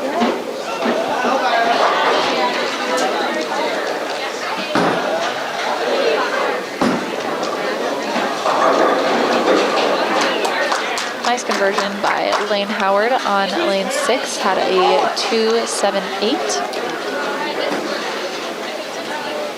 He's got 1 more shot left in the 10th frame for his extra ball off the spare. Jason McDaniel's ball unfortunately comes up a little heavy there, and he's going to finish with a 134.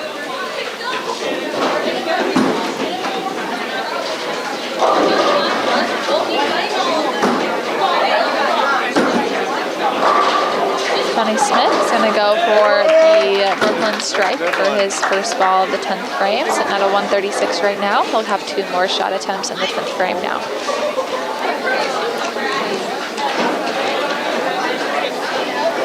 All right, our JV boys have just finished their 2nd game. Zeke Christensen finished with a 125. Eric Funke finished with a 73. Jacob Went finished with a 79. Lucas Pueslick finished with a 116, and Paul Martz just finished with a 91.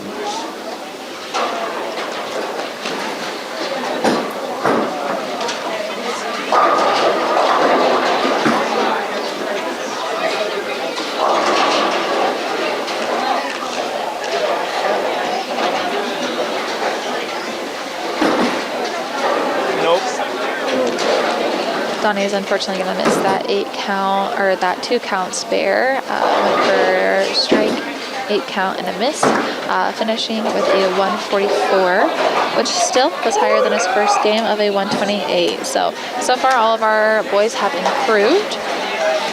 from their first to their second game. Our girls are still working on their 9th frame over there, so we'll just stay in tune with the boys as they finish up this 10th frame, and we'll get back to the girls as they get closer to finishing up their second game as well. We'll take a quick break before Baker's start up to finalize scores, get rosters set for what our first Baker game is going to look like, and we'll go from there.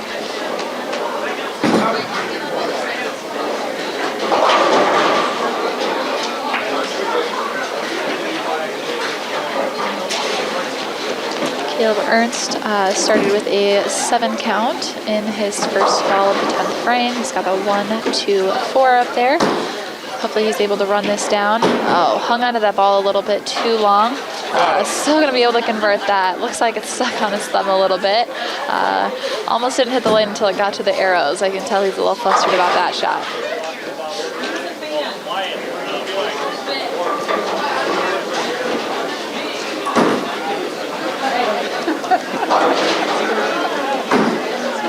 It wasn't done yet.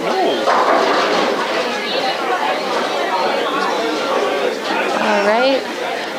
If Caleb gets a 9 count, he's going to tie his last game of 165. Gets a strike. He's going to beat that first game by 1. So let's see what he can do.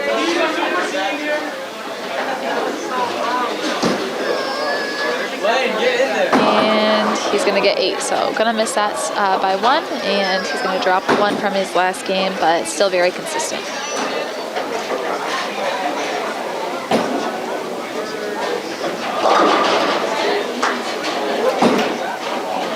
Get in there, get in there.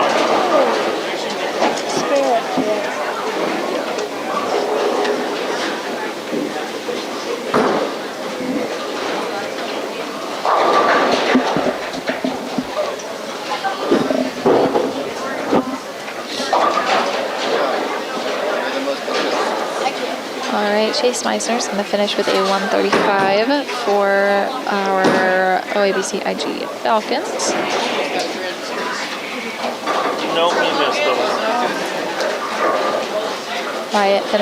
Wyatt Swank for the Cyclones finished with a 138.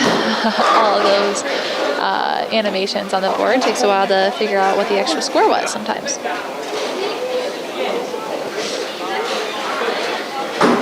All right, Logan Strom's first ball of the 10th frame is going to be a 9 count, going to leave a stone cold 7. No.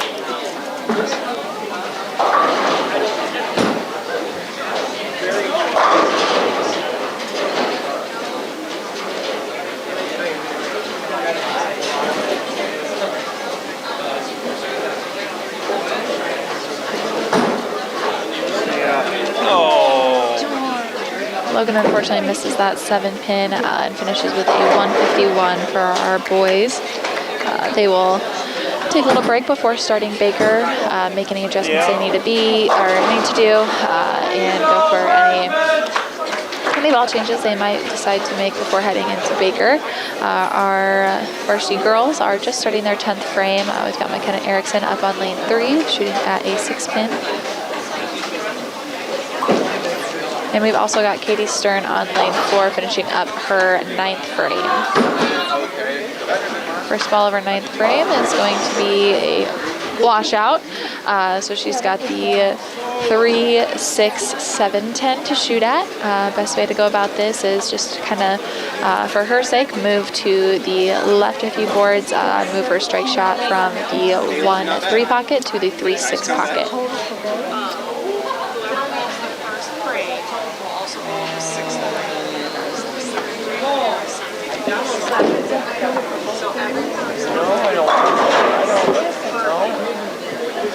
All right, McKenna Erickson finishes her second game for the varsity girls with a...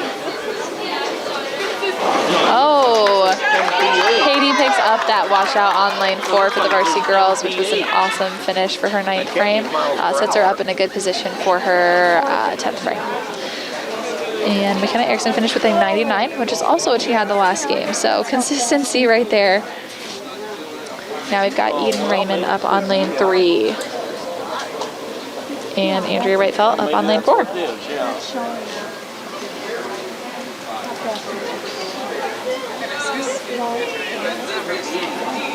So I hear you over here talking. What are you trying to figure out? Oh, what's that? Right next to the 732 in the red number to the left of that. Yeah, on the bottom. It says It's in the black. on the bottom. It says 907 and then below it. What is that? 907. The 907. Oh, okay. 1722. That's the total number of pins from the All right, Eden Raymond starts off her 10th frame with a miss, so we'll see if she's able to get any count on her second ball in the 10th frame. Ivy Stevens looking to set herself up for a strong 10th frame and a strong finish for the second game. She's been struggling a little bit today.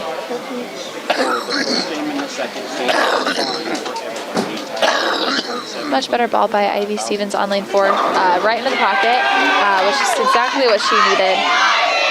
You can tell there's a little bit of frustration there. Hopefully this gives her some confidence going into the 10th frame and starting Baker off strong. Eden Raymond's going to get a little bit of a count here. On lane 3, she's going to finish with a 75, which is awesome. Those are her 2 high games of the season. So, great place to be. Also means that she has a new high series for the season. Calculating up there too, but that one's, yeah, that one's. I can't see that.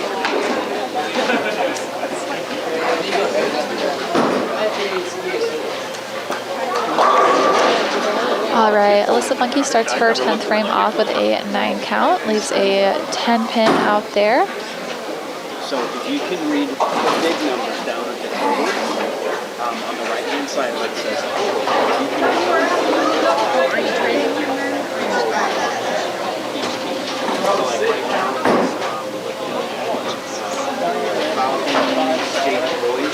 All right, looking at our standings going into Baker, our varsity boys are sitting at a 716, and our opponent has a 748. As far as our varsity girls, we have a 593 to their 724. We'll wait for the second game to be put in, and we'll see where we go from there.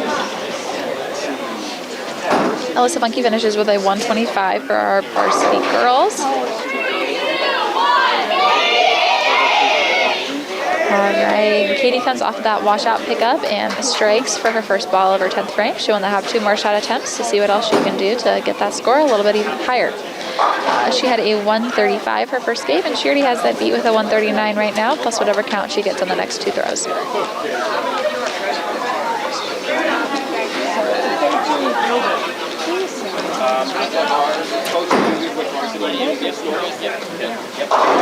All right, she's going to walk away with an 8 count there. Just leaves the 6-10.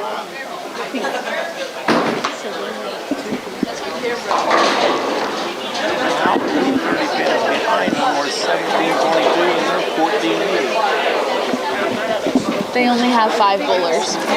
They only have 5 bowlers. Oh, okay, so we got to throw one of ours out. Yep, we'll throw our low series out. All right, Katie unfortunately misses that, and it's going to finish with a 147. I didn't really pay attention or notice they only had 5. All right, Andrea Wrightfeld is now up for our varsity girls. We're just about done with this 10th frame. Looking at the Falcons varsity girls, we have Hope Gann, who finished with a 76. Jaylee Williams, who finished with a 108. Them go quick, yeah. And Shaylee Bloom, who's going to finish with a 136. Andrea Wrightfeld was able to start her 10th frame off with a strike. So again, she's also already beat her first game score. We're looking at a 149 right now plus the count, so a 158, I believe.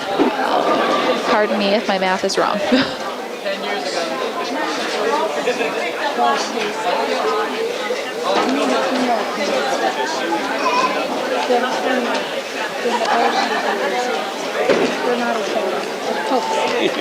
All right, Andrea's going to finish with a 159 for her second game.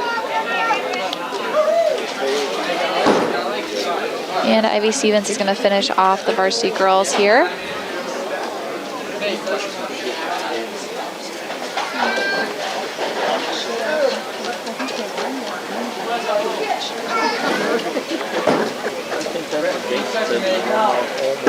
Ivy's first ball is going to be a little light to the pocket, but she's going to get a 7 count still, so she's got a 2, 4, 8.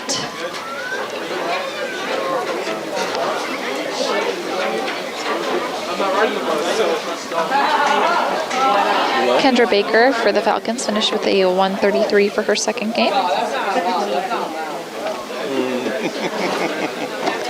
And looks like Ivy is going to miss that one a little bit to the right. Didn't quite make the right adjustment for that. She's going to finish with a 102.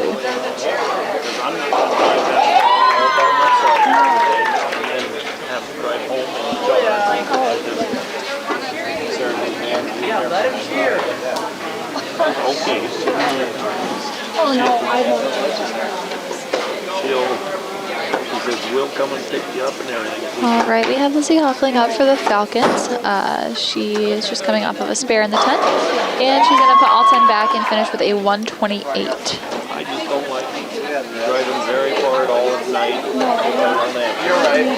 All right, and Tori Wallace is going to be the last bowler to finish up her individual games. Starts with a 7 count.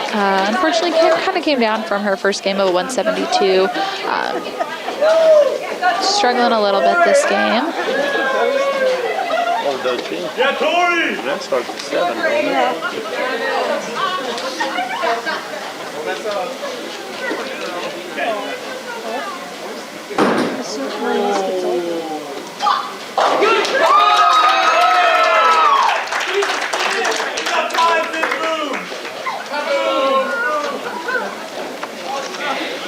All right, as we finish up the second game of individuals before heading into Baker's, we'll just thank our sponsors one more time real quick before we go into the break.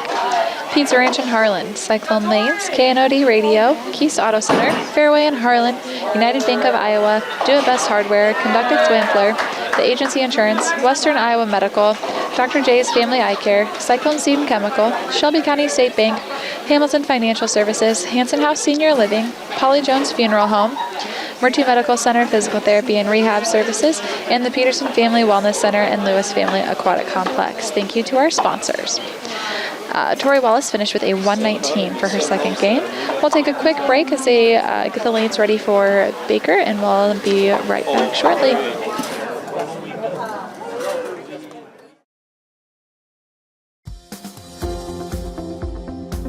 At United Bank of Iowa, the difference is here. Conveniently located at the corner of Highway 59 and Pine Street in Harlan, you'll always find a smiling face to greet you and help you with all your banking needs. We offer competitive rates on deposits and loans, and the latest in technology with our online and mobile products. Come and find out for yourself why the difference is here at United Bank of Iowa. Member FDIC.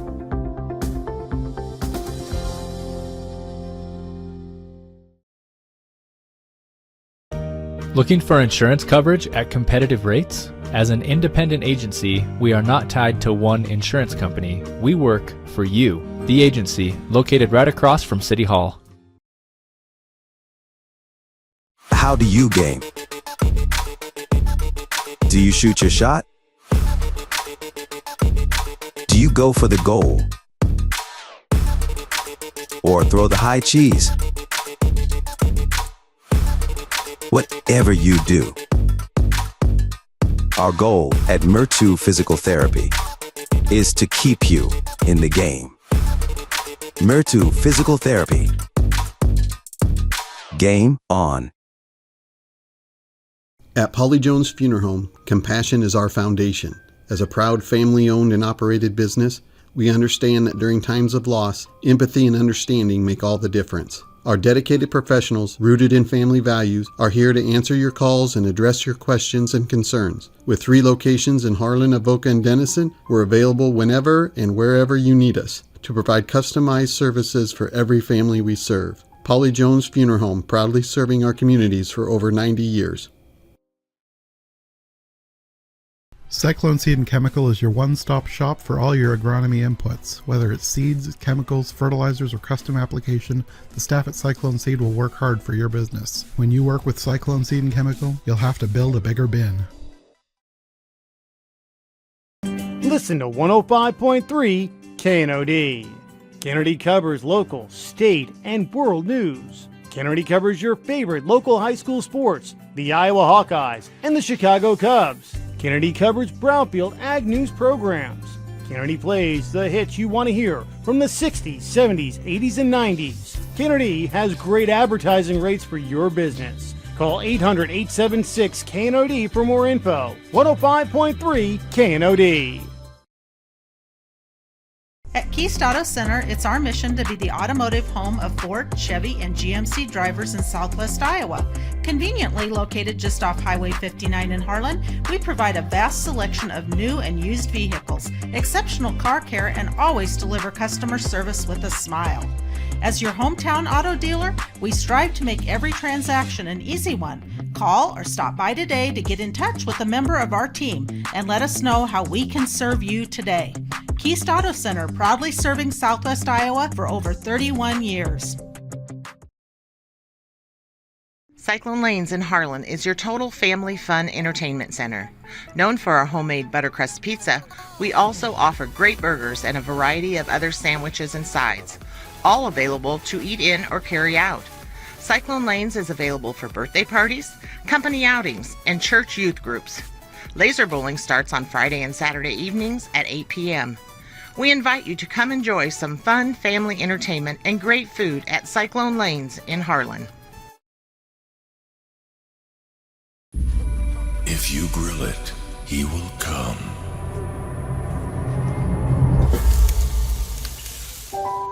Hey. Hey.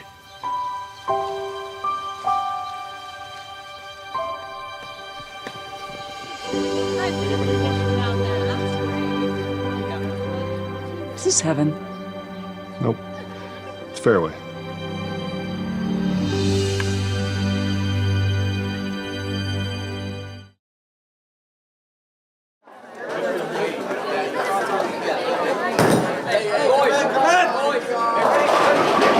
All right, just a very quick break tonight as we do need to finish up the meet before we have a league tonight here. So we're just going to go ahead and get started right away with our Baker portion. Again, if you're new to high school bowling, the Baker format is we have a bowler that bowls the first and sixth frames, second and seventh, third and eighth, and so on. So you're going to start with your leadoff. You want your leadoff to be a strong bowler and just kind of go from there.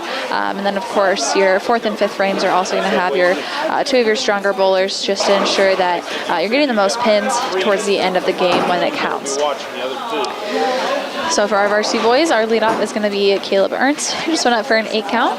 And then we've got McKenna Erickson up on lane 3 for our varsity girls. She got a 9 count and just left 5 pin. She's going to go ahead and run that down. Made a big showing for our girls side here during Baker. Next up for the Harlan girls, we've got Alyssa Funky. And Caleb Ernst is going to run down that 2-pin conversion on lane 5.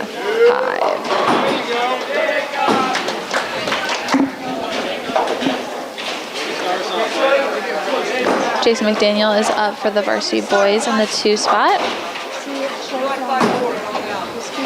Gonna bring that outside a little far. It's not gonna come up too much, and he's only gonna walk away with a 5 count there on the spare.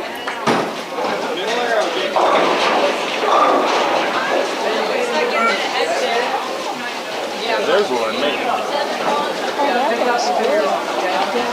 Sit down. Go.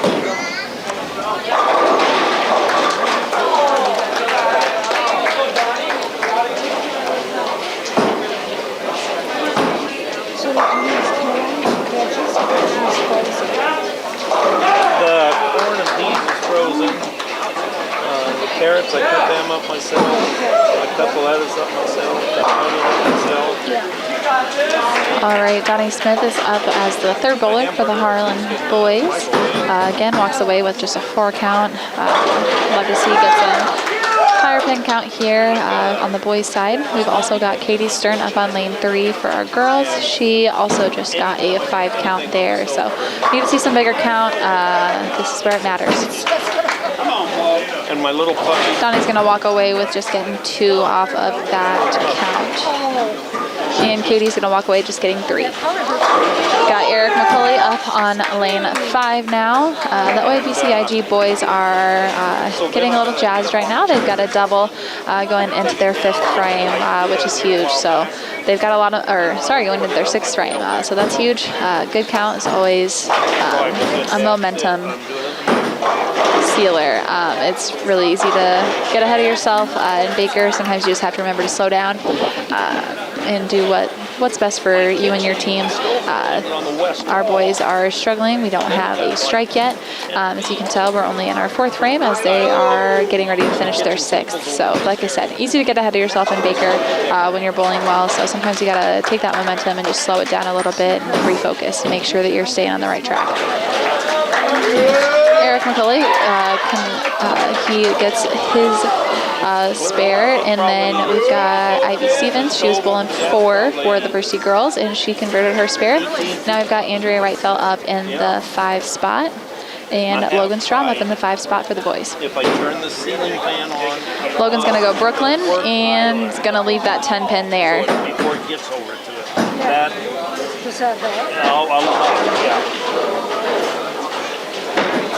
Andrea is going to come up a little bit low and not quite get to the head pin.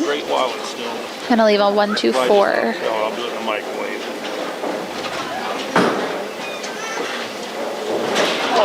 Logan's going to miss that 10 pin for the Cyclone boys. Hopefully Caleb Ernst can get up there and regroup our boys. They only had 2 fills in the first half of that game.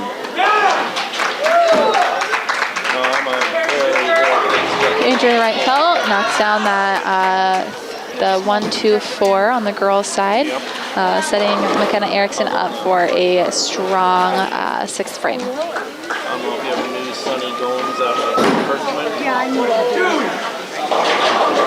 They had a fire at Christmas and their baby died, and I was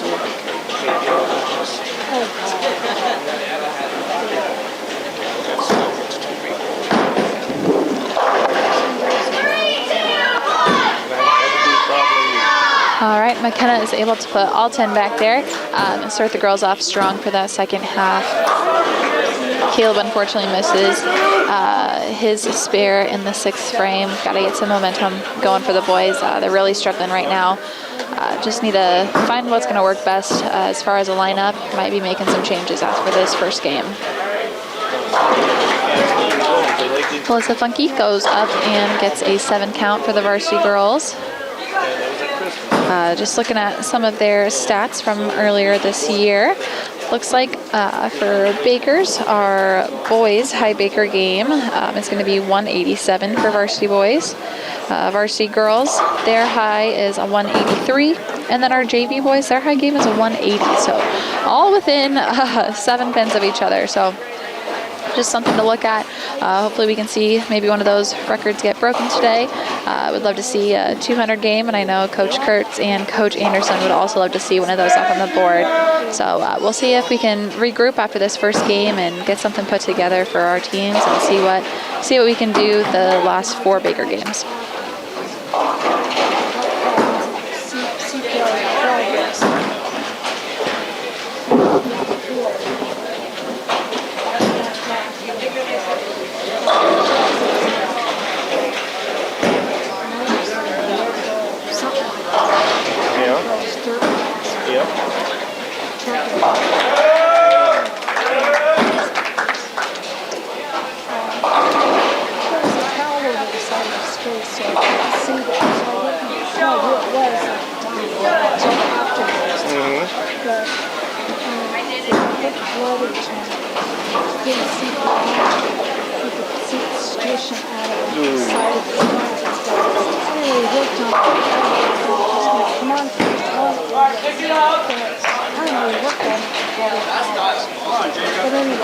All right, varsity girls struggling a little bit after the 7th and 8th frames. Ivy Stevens is going to go up and get a 9 count, just leaving a 6 pin.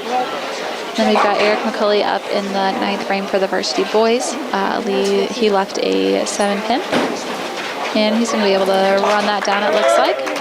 Setting Logan Strom up for a strong 10th frame. Logan was unfortunately unable to convert his spare in the 5th frame, so hopefully looking for a little bit of redemption here. Maybe a couple strikes would be nice. The OABCIG Falcons varsity boys finished with a 152 that first Baker game. Logan gets the first one. And Ivy's going to run down her spare in the 9th frame. Guys, we've got the December, we're down to the fourth planet. And the record, the fourth planet, the center was 33 minutes. And there's 4 of them. 7 shipping. The Falcon varsity girls, they just finished their first game. Logan able to put back another strike for the varsity boys here on lane 5. And Andrea with a 7 count in the first ball of the 10th frame. Falcon varsity girls finished with a 103 for their first Baker game. So we got a few pins back right there. Standings after the first 2 games, Harlan has a 1485 on the varsity boys side and a 1480 for the varsity Falcons boys. We'll wait for the scores to kind of go back again.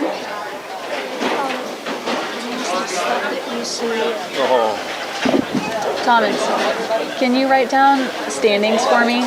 I can't look back and read them. Yeah. I remember one time, it was right up there, got called out in the car accident.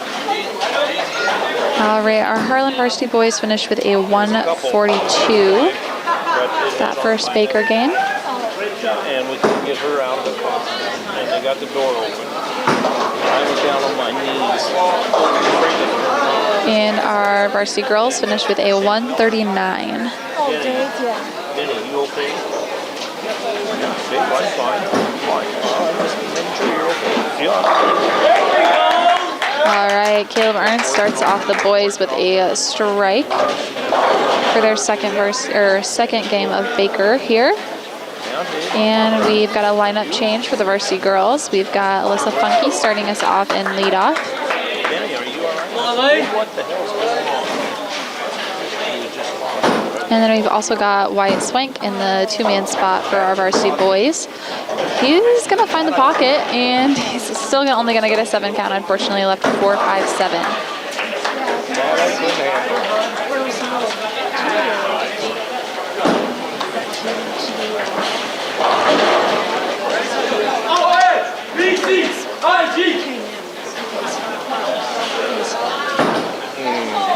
Alyssa's unfortunately not going to be able to get any of the pins from her split, but Wyatt is able to convert all 3 on his split on lane 6. Yeah.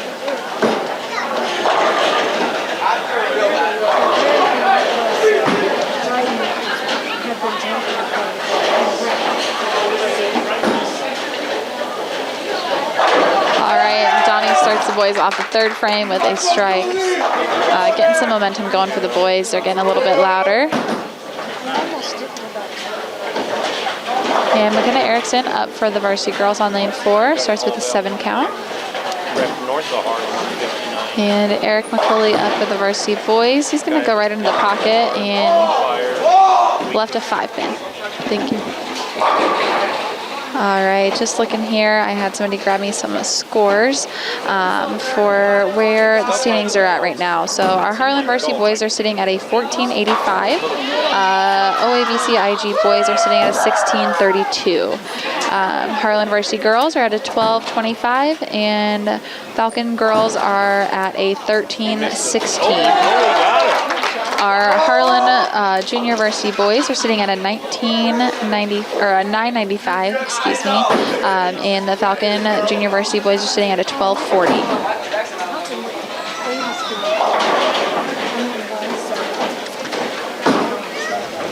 Yeah. So far, we got a clean game from our varsity boys. Logan Strom up in the 5th frame with a 2-8 left on the lane. Then they've got Katie Stern on lane 4 for our varsity girls. And she's got a little bit of a fence out there. And she's going to get all 4.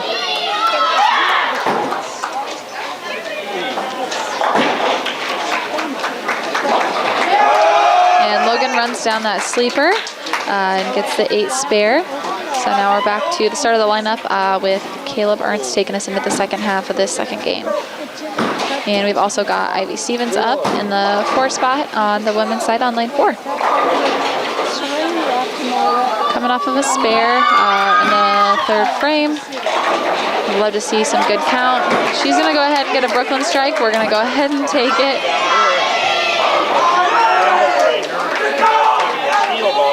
And then we have Caleb Ernst. He got a 8 count over on lane 6, just leaving the 6-10.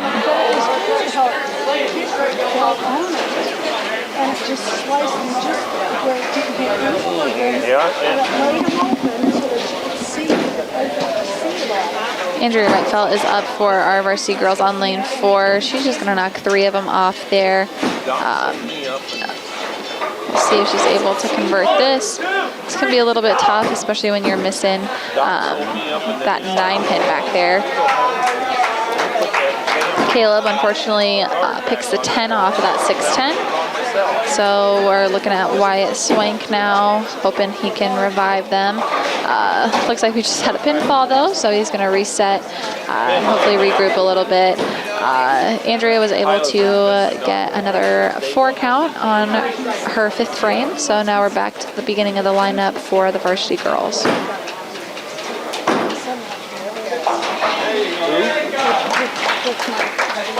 right, let's follow it up. Let's go, Jacob. Follow it up.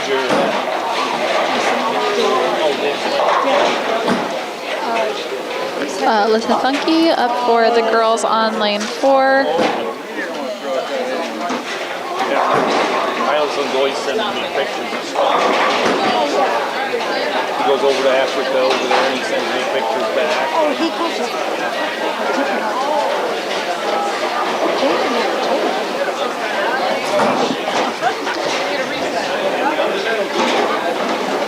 Liz was only able to grab one of them off of her leave on lane 4. Got some deadwood on lane 6. We got somebody going down to grab that out of there before Wyatt throws. Yeah.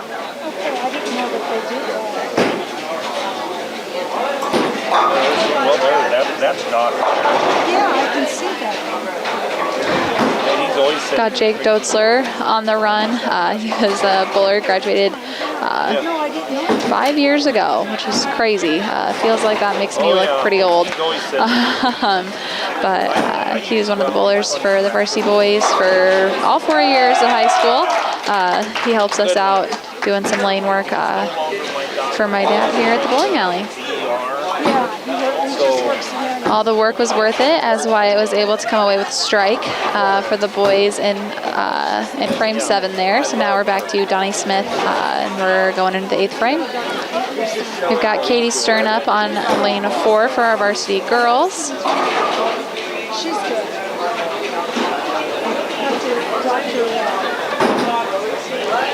And Katie's going to go Brooklyn and she's going to leave a 5 pin.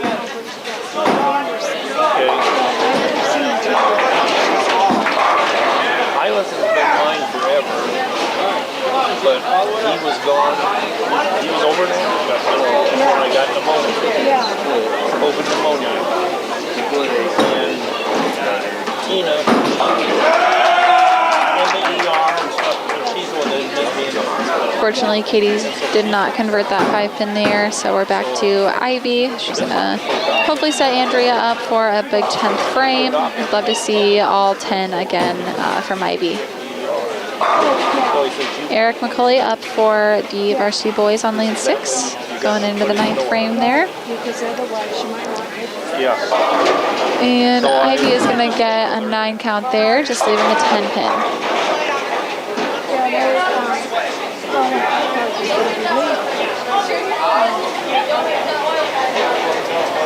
knew he was good. And Mark had, he was gone. Mark had to see the doctor, so the fingers, so that's why. We liked him, so we decided to The Falcon varsity boys are going to finish that second game with a 135. Yes.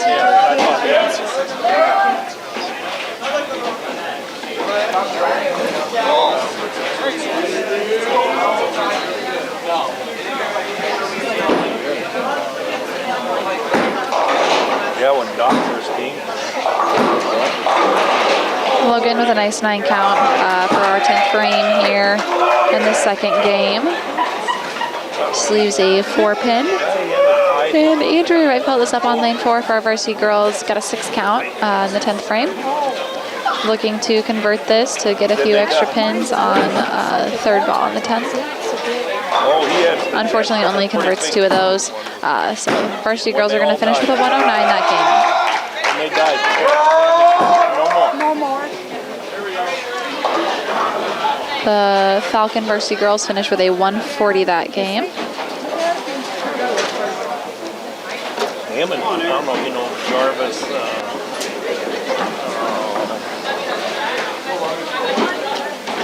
He's the new city administrator. He's black. He used to be up at, be there. The varsity boys are going to finish with a 180. Sarah's I can't think of his name. Jarvis. Maganja. But Madonna. Oh, Madonna, she you know. knows.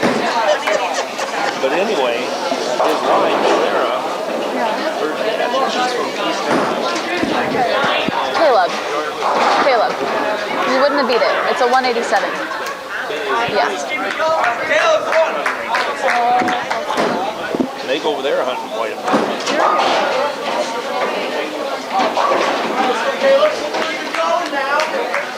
I can believe.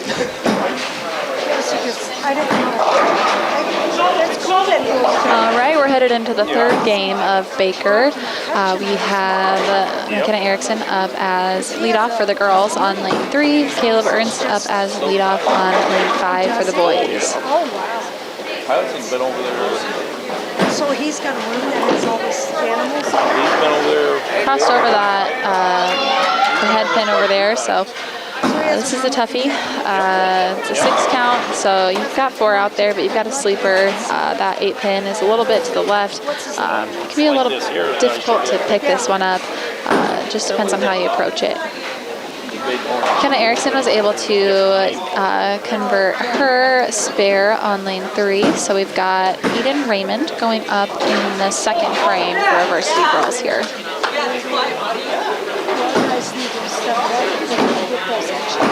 Eden threw a nice ball.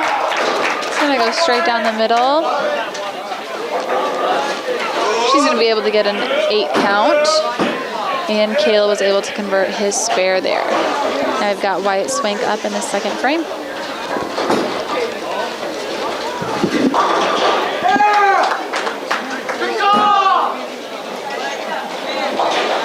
Wyatt Swank pulled that a little to the left. So he's got a 7 count to convert now. Eden going up to see if she can knock down that 610 that she left on lane 3.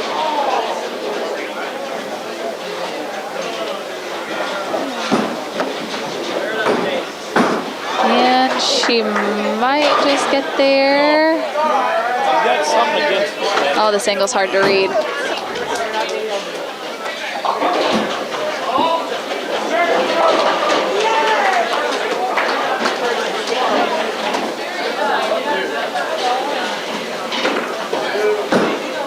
Donnie Smith up for the varsity boys on lane 5. He's going to go Brooklyn and get a strike.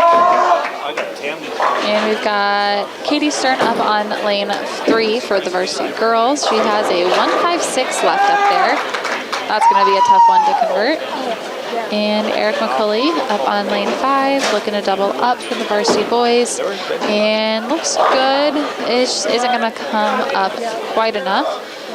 So he's got a 4 count to shoot at. He's got the 2, 4, 5, 8 there today. And Katie Stern is going to knock off 2 out of her 7 count on lane 3. So she finished with a 9 count overall for the frame. And now we've got Ivy Stevens up for the 4th frame.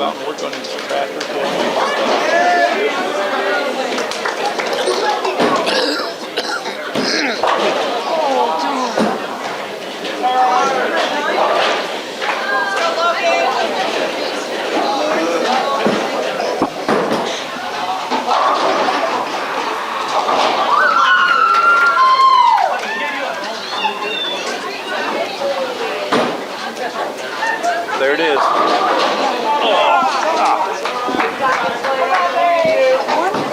Look at her phone.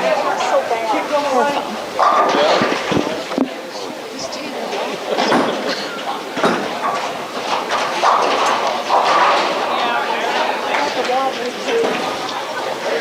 All right, Logan Strom up on lane 5, converting the 10 pin. And then we've got Andrea Whitefeld as our anchor on lane 3 for the varsity girls. Logan's ball came up just a little bit, and he missed that 10 pin. Andrea Whitefeld also just left a 10 pin, so we'll see if she's able to convert it.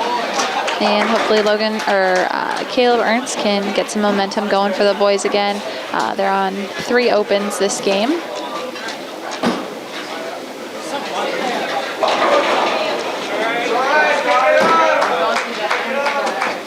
Andrea runs down that 10 pin on lane 3. It was a great pickup. And Caleb is stuck with a 6-10 on lane 5. His spare shooting has been really good today, so I'm confident that he'll be able to run that down.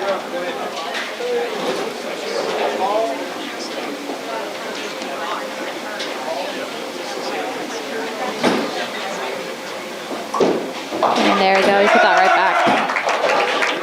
Got McKenna Erickson up again on lane 3 for the varsity girls. Just another 6 count, it looks like.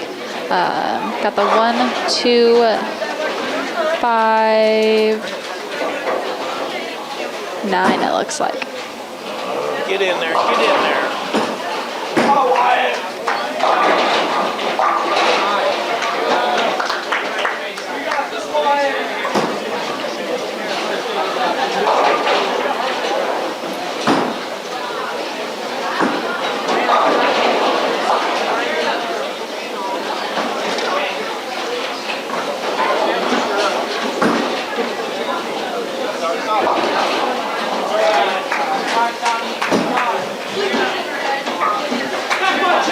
All right, we've got Eden Raymond up again on lane 3 for our varsity girls. She's been bowling really well tonight.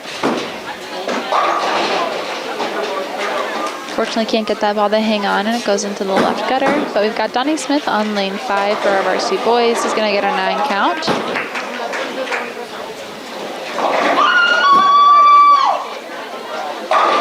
Falcon boys are definitely getting in a groove for this 3rd game. They've got a 170 with 2 more balls in the 10th frame.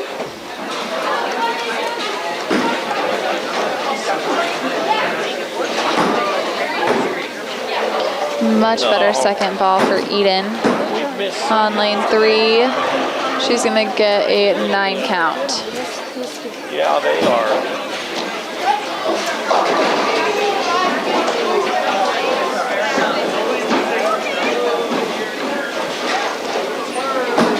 Eric McCulley up on lane 5 for our varsity boys, right in the pocket. Really needed that there. Hopefully Logan's able to double up on that going into the 10th frame. We've got Katie Stern up on lane 3 for our varsity girls going into frame 8. She's going to cross over a little bit onto the left-hand side, and she's going to leave with 3-10. Logan Strom's ball looks real good. Goes in a little heavy, but still punches all 10 out.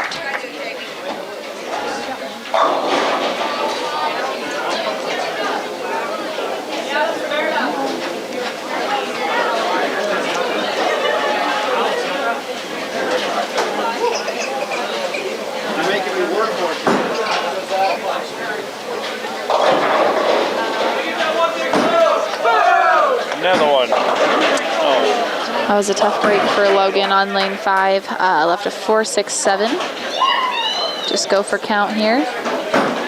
And Katie Stern is able to convert that 310 on lane 3. Which sets Ivy Stevens up for a opportunity to get a good count in the 9th frame. For our varsity girls, they're only sitting at an 85 right now. Varsity boys are going to finish with a 136 that third game, excuse me.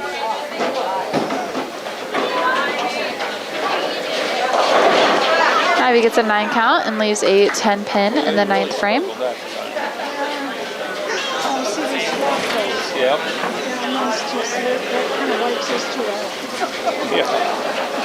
The OABCIG varsity girls finished with a 120 for their 3rd game.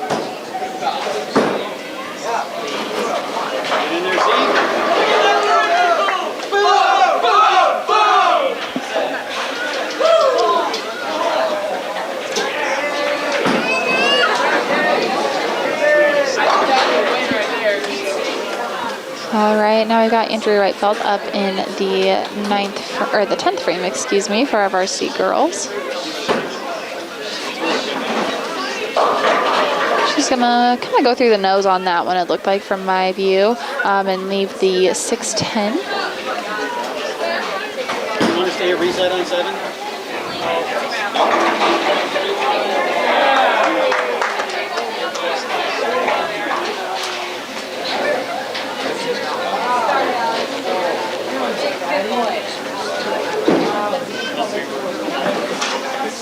And Andrea's gonna miss that 610. The girls are gonna finish with a 111 that game. Heading into our 4th game of Bakers, like I said, there's gonna be 5 of those tonight. These are much quicker pace, move along quite quickly. Like I said, we do have league at 7 tonight, so I'll be the one out on the lanes here in about 45 minutes. So gonna be a long night here at Cyclone Lanes, but it's always fun to spend some time here.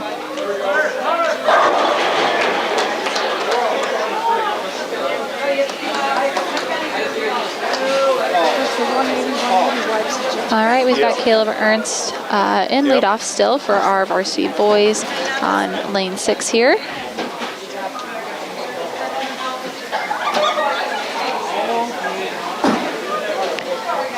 Kind of fell out of his pose there, but he's still going to strike.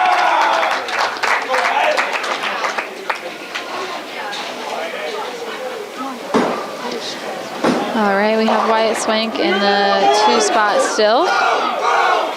Our junior varsity boys are having a really great game for their 3rd Baker game. They've got 4 strikes in a row, which is awesome. They're getting a little hyped over there, which is always fun to see.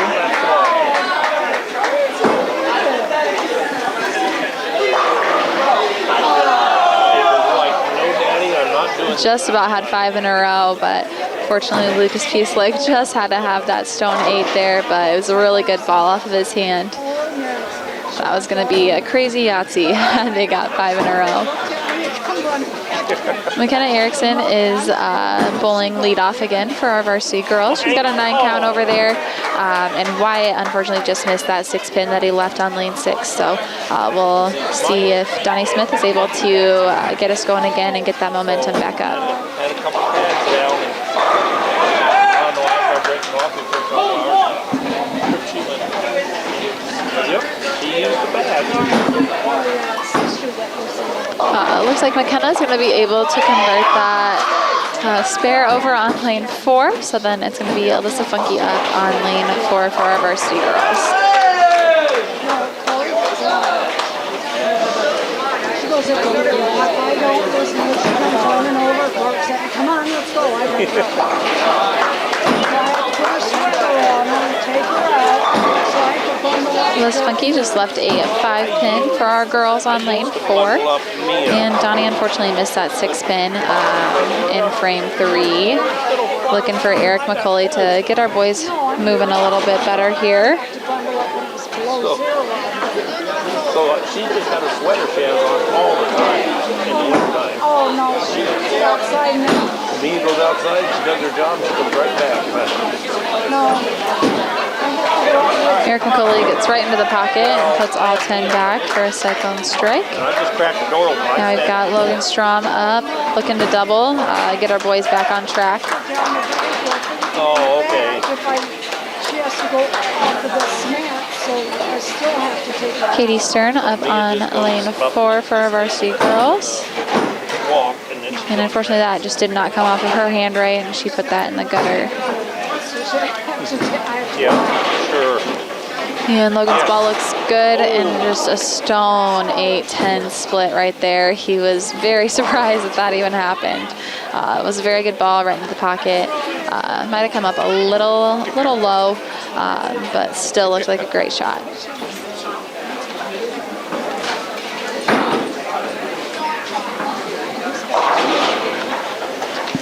Katie comes back and gets a 7 count after her first ball. And Logan gets a 1 count on that split. So looking for Caleb Ernst to get the momentum going again with a strike like he did in the first frame. Then we've got Ivy Stevens up on lane 4 for our varsity girls. Really need to get some momentum going over there. She's going to go Brooklyn and leave a 10 pin.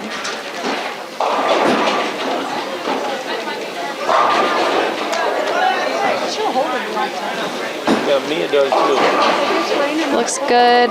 Caleb's ball came up a little bit high, went through the nose, and he left a 3-6-10 over there. And Ivy is going to run that 10 pin down. Oh, okay. Yep.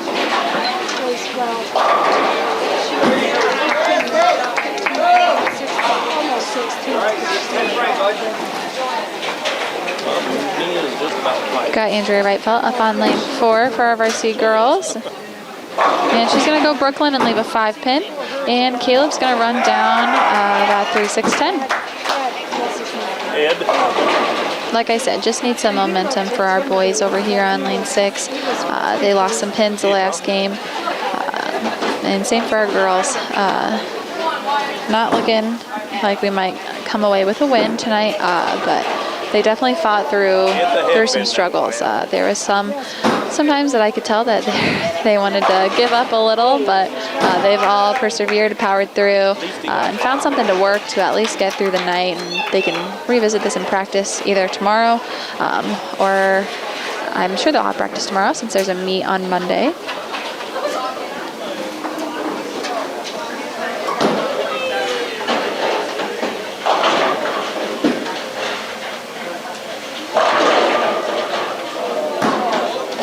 Stand up there, you coward.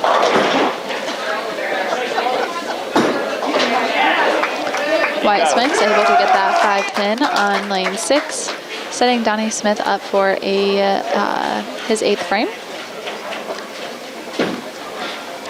Kenna Erickson is up on lane 4 for our varsity girls. She just got a 4 count, so I'd love to see her run this down, get the ladies going again on lane 4. Donnie Smith had a weird shot there on lane 6. The head pin fell very late, so he's got a 2-9. This is a weird one. I don't even know how I would shoot at this necessarily. You might want to go Brooklyn. See if you can get that 2 pin on the left side. See if it'll kick back and knock the 9 out. Otherwise, if you hit it on the left side, it might deflect and hit the 9.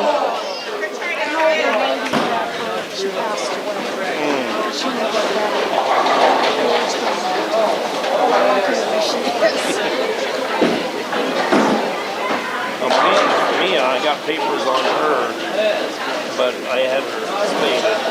Yeah.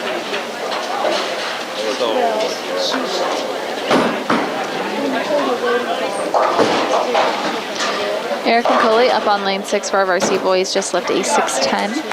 Varsity girls are struggling, not getting very high counts on those first balls, which is always very important.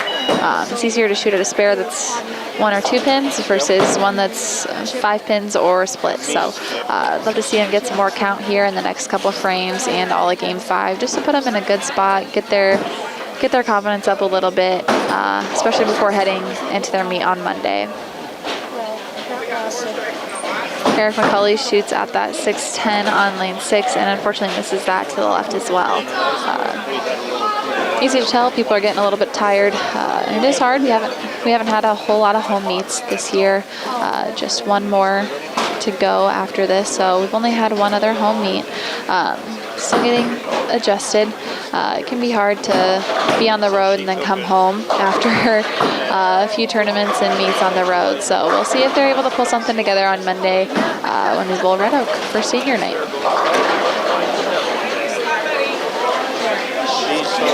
Got Ivy Stevens up on lane 4, going into the 9th frame of ladies' 4th game. She's going to go Brooklyn and leave the 3-pin. The 9 and the 6-pin kind of fell late. Logan's able to run down that 4-7, and he's going to go into the 10th frame with one more shot for the 3rd ball of the 10th frame. She's got the apricot ears. Ivy's shooting at her 3-pin on lane 4, and unfortunately that ball just hooks up a little too much, and she misses that to the left. And Logan gets another 8 count, and the boys are going to finish the game. Of course, it went away again, and I can't remember what they were at. Too much back and forth. So the varsity Falcon boys finished with a 150, and our boys finished with a 137. Andrea Rightfeld up in the 10th frame and leaves another stone cold 8-10. Really struggling to get through the nose. I feel like a lot of our balls for our righties, basically all of them, not many lefties out there anymore, it feels like. So they're just not getting through the 5-pin quite well, which leads us to missing that 8-pin. 5-pin is kind of what drives into that 8-pin to get that out of there. So that 8-10 is going to be very common when you don't quite punch through the 5-pin like you should. So our varsity girls only finished with a 95 for their 4th game, and the OABCIG varsity girls have finished with a. Let's see what it says. Didn't do my math well enough. With a 114. So going into the 5th game for our varsity boys over here on lanes 5 and 6, Eric McCauley is in leadoff, and he's going to go Brooklyn and leave a 3-9. I don't like the male because they hike on everything. Oh, did they? I've had 2 male crops and they hike on everything. No, I didn't do that. Which well, he did. Yeah.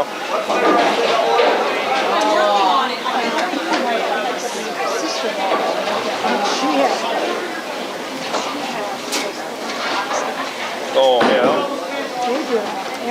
Yeah. Alright, Eric's going to shoot at that sleeper, and he's only going to get that 3 out of there. That is a tough one.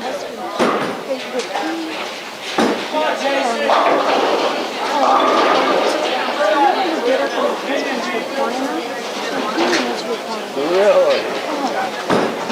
That dog would have been found a new home. Jason McDaniel's going to go ahead, and the 10-pin's going to fall, but he's still stuck with a 1-3-8 up there.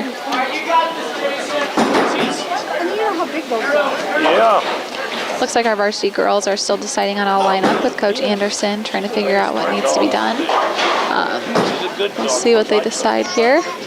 Looks like Katie Stern is going to be our leadoff. Jason was able to get 2 of those out of his 4 that he left in that 2nd frame. So now we've got Wyatt Swang in the 3 spot. Looking for some more redemption. Hopefully we can get all 10 back from him as well.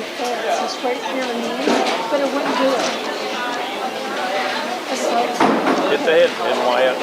And Katie's going to knock 3, 4, 5 out of there. Oh! Wyatt leaves a singular 6-pin up there to run down. Well, when I got me up, I was still hauling green the whole time. So I put her bathroom off the top.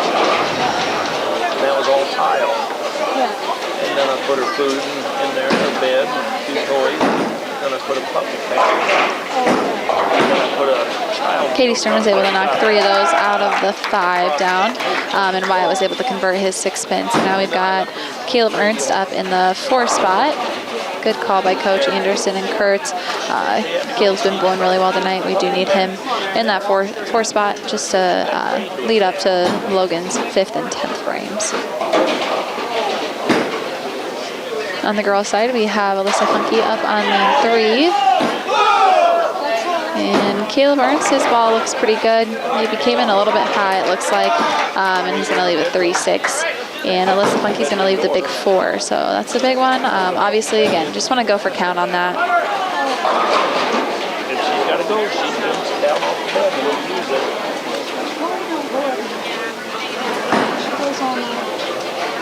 Mia, if you will use the pad every single night. Yeah. She was 19. She was. I kept on to say 20. All right, Caleb's able to convert that 3-6 there. So now we've got Logan Strom up in the 5th frame for our varsity boys. Alyssa Funke, of course, she went for the count there and got 2. So now we've got McKenna Erickson up in the 3 spot for our varsity girls on lane 3. This is the 4th, isn't it?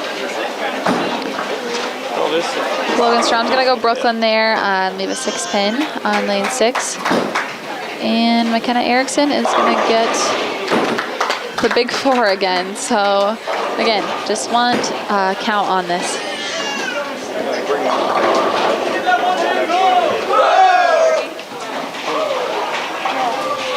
And they got a sign on the door.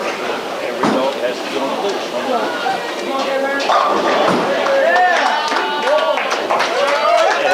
Logan was able to run down that 6 pin. So now we have Eric McCulley back up in the 6th frame. McKenna Erickson was not able to convert any of those, so we didn't get any count in that frame. So the varsity girls are struggling a little bit. Most we've had in a frame so far is a 6 count. So I'd love to see Ivy Stevens get a strike here. I think she needs that confidence boost tonight. She's really just been struggling. It didn't look great off of her hand. Another 5 count for the Cyclones. Eric McCulley had a strike on lane 5 for our varsity boys. Put us in a good spot leading into the second half of their last game. Yeah.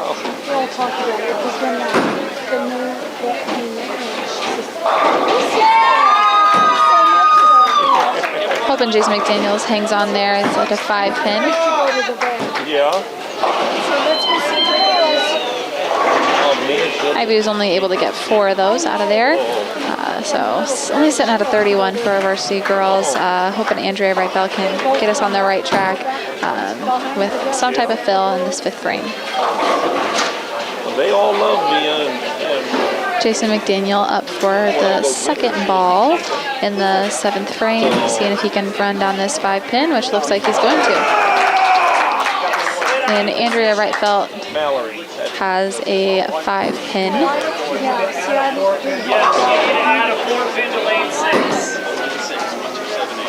But she, now she's got a blanket right behind her chair. And she lets her lay on that blanket.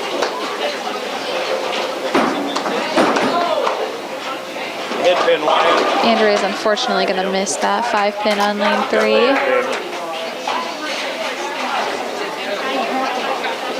4 pins gone off of this alley.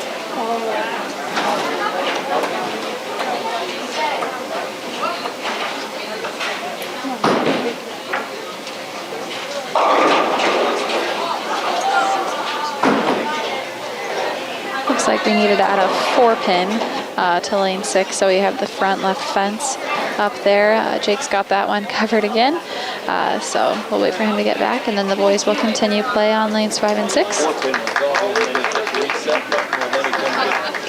Sounds like Mr. Dotzler got a round of applause for his setup there. Also just asked for me to give him a shout out, so that was very nice of him while I was doing that. So we've got Katie Stern up on lane 3, trying to go for the spare. She's gonna get 2 of them out of there. Got the 7-8, and Wyatt Spank was only able to get 1 out of his leave. So back to Caleb Ernst. Need a big one out of him, set Logan up for a big 10th frame. Just looking for the count here. Finish today strong. Get some practice and some rest over the weekend. and come back strong on Monday for the last home meet for our seniors ever, and then the last home meet of the season for all of our underclassmen.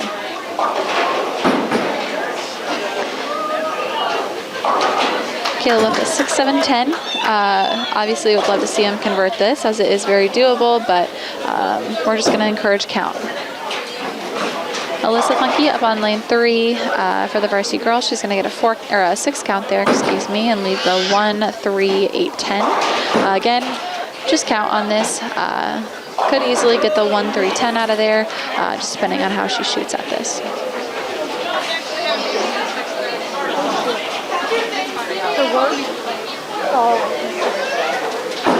Come on, Eric, walk straight. Did you bring your ball? Where does he work at? All right.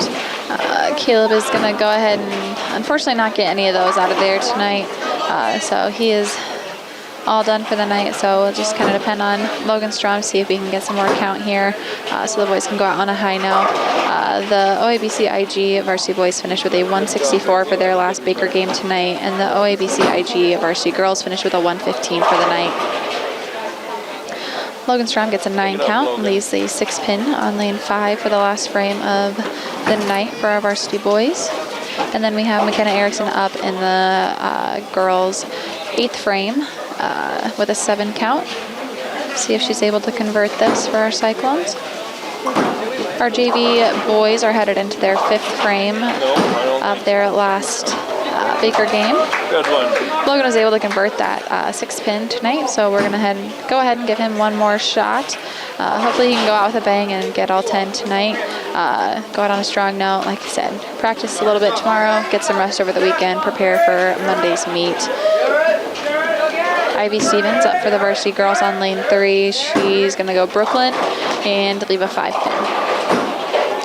Looks like Logan's going to go right into the pocket with this, and unfortunately just those splits, they're just staying there tonight, so he left a 5-7, and that will complete the varsity boys portion of the meet and conclude the meet tonight. Varsity boys finished with a 146 for their last game, so I believe with the mental math that I'm doing, OABCIG boys are going to go ahead and take the win home tonight over the Harlan Cyclones.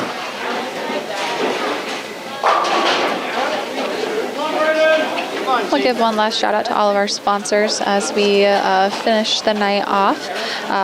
Our sponsors for tonight are Pizza Ranch in Harlan, Cyclone Lanes, KNOD Radio, Keast Auto Center, Fairway in Harlan, United Bank of Iowa, Do It Best Hardware, Conductix Wampler, The Agency Insurance, Western Iowa Medical, Dr. J's Family Eye Care, Cyclone Seed and Chemical, Shelby County State Bank, Hamilton Financial Services, Hanson House Senior Living, Polly Jones Funeral Home, Murty Medical Center Physical Therapy and Rehab Services, and the Peterson Family Wellness Center and Lewis Family Aquatic Complex. Again, thank you to our sponsors. Finishing up the last frame here for the varsity girls, they're going to go ahead and finish with an 83, I believe. Kind of a tough game for them. And so, again, if my mental math is all correct, it looks like the varsity Cyclones are going to lose to the OABCIG Falcons. Good. All right, well, that concludes tonight's bowling meet. Like I said, we'll be back on Monday, January 27th for the last home meet of the season versus Red Oak. That is senior night, so if you do have a senior that you're cheering for this year, go ahead and come down Cyclone Lanes, 345 on Monday and support. We'd love to have you, and we'll see you then.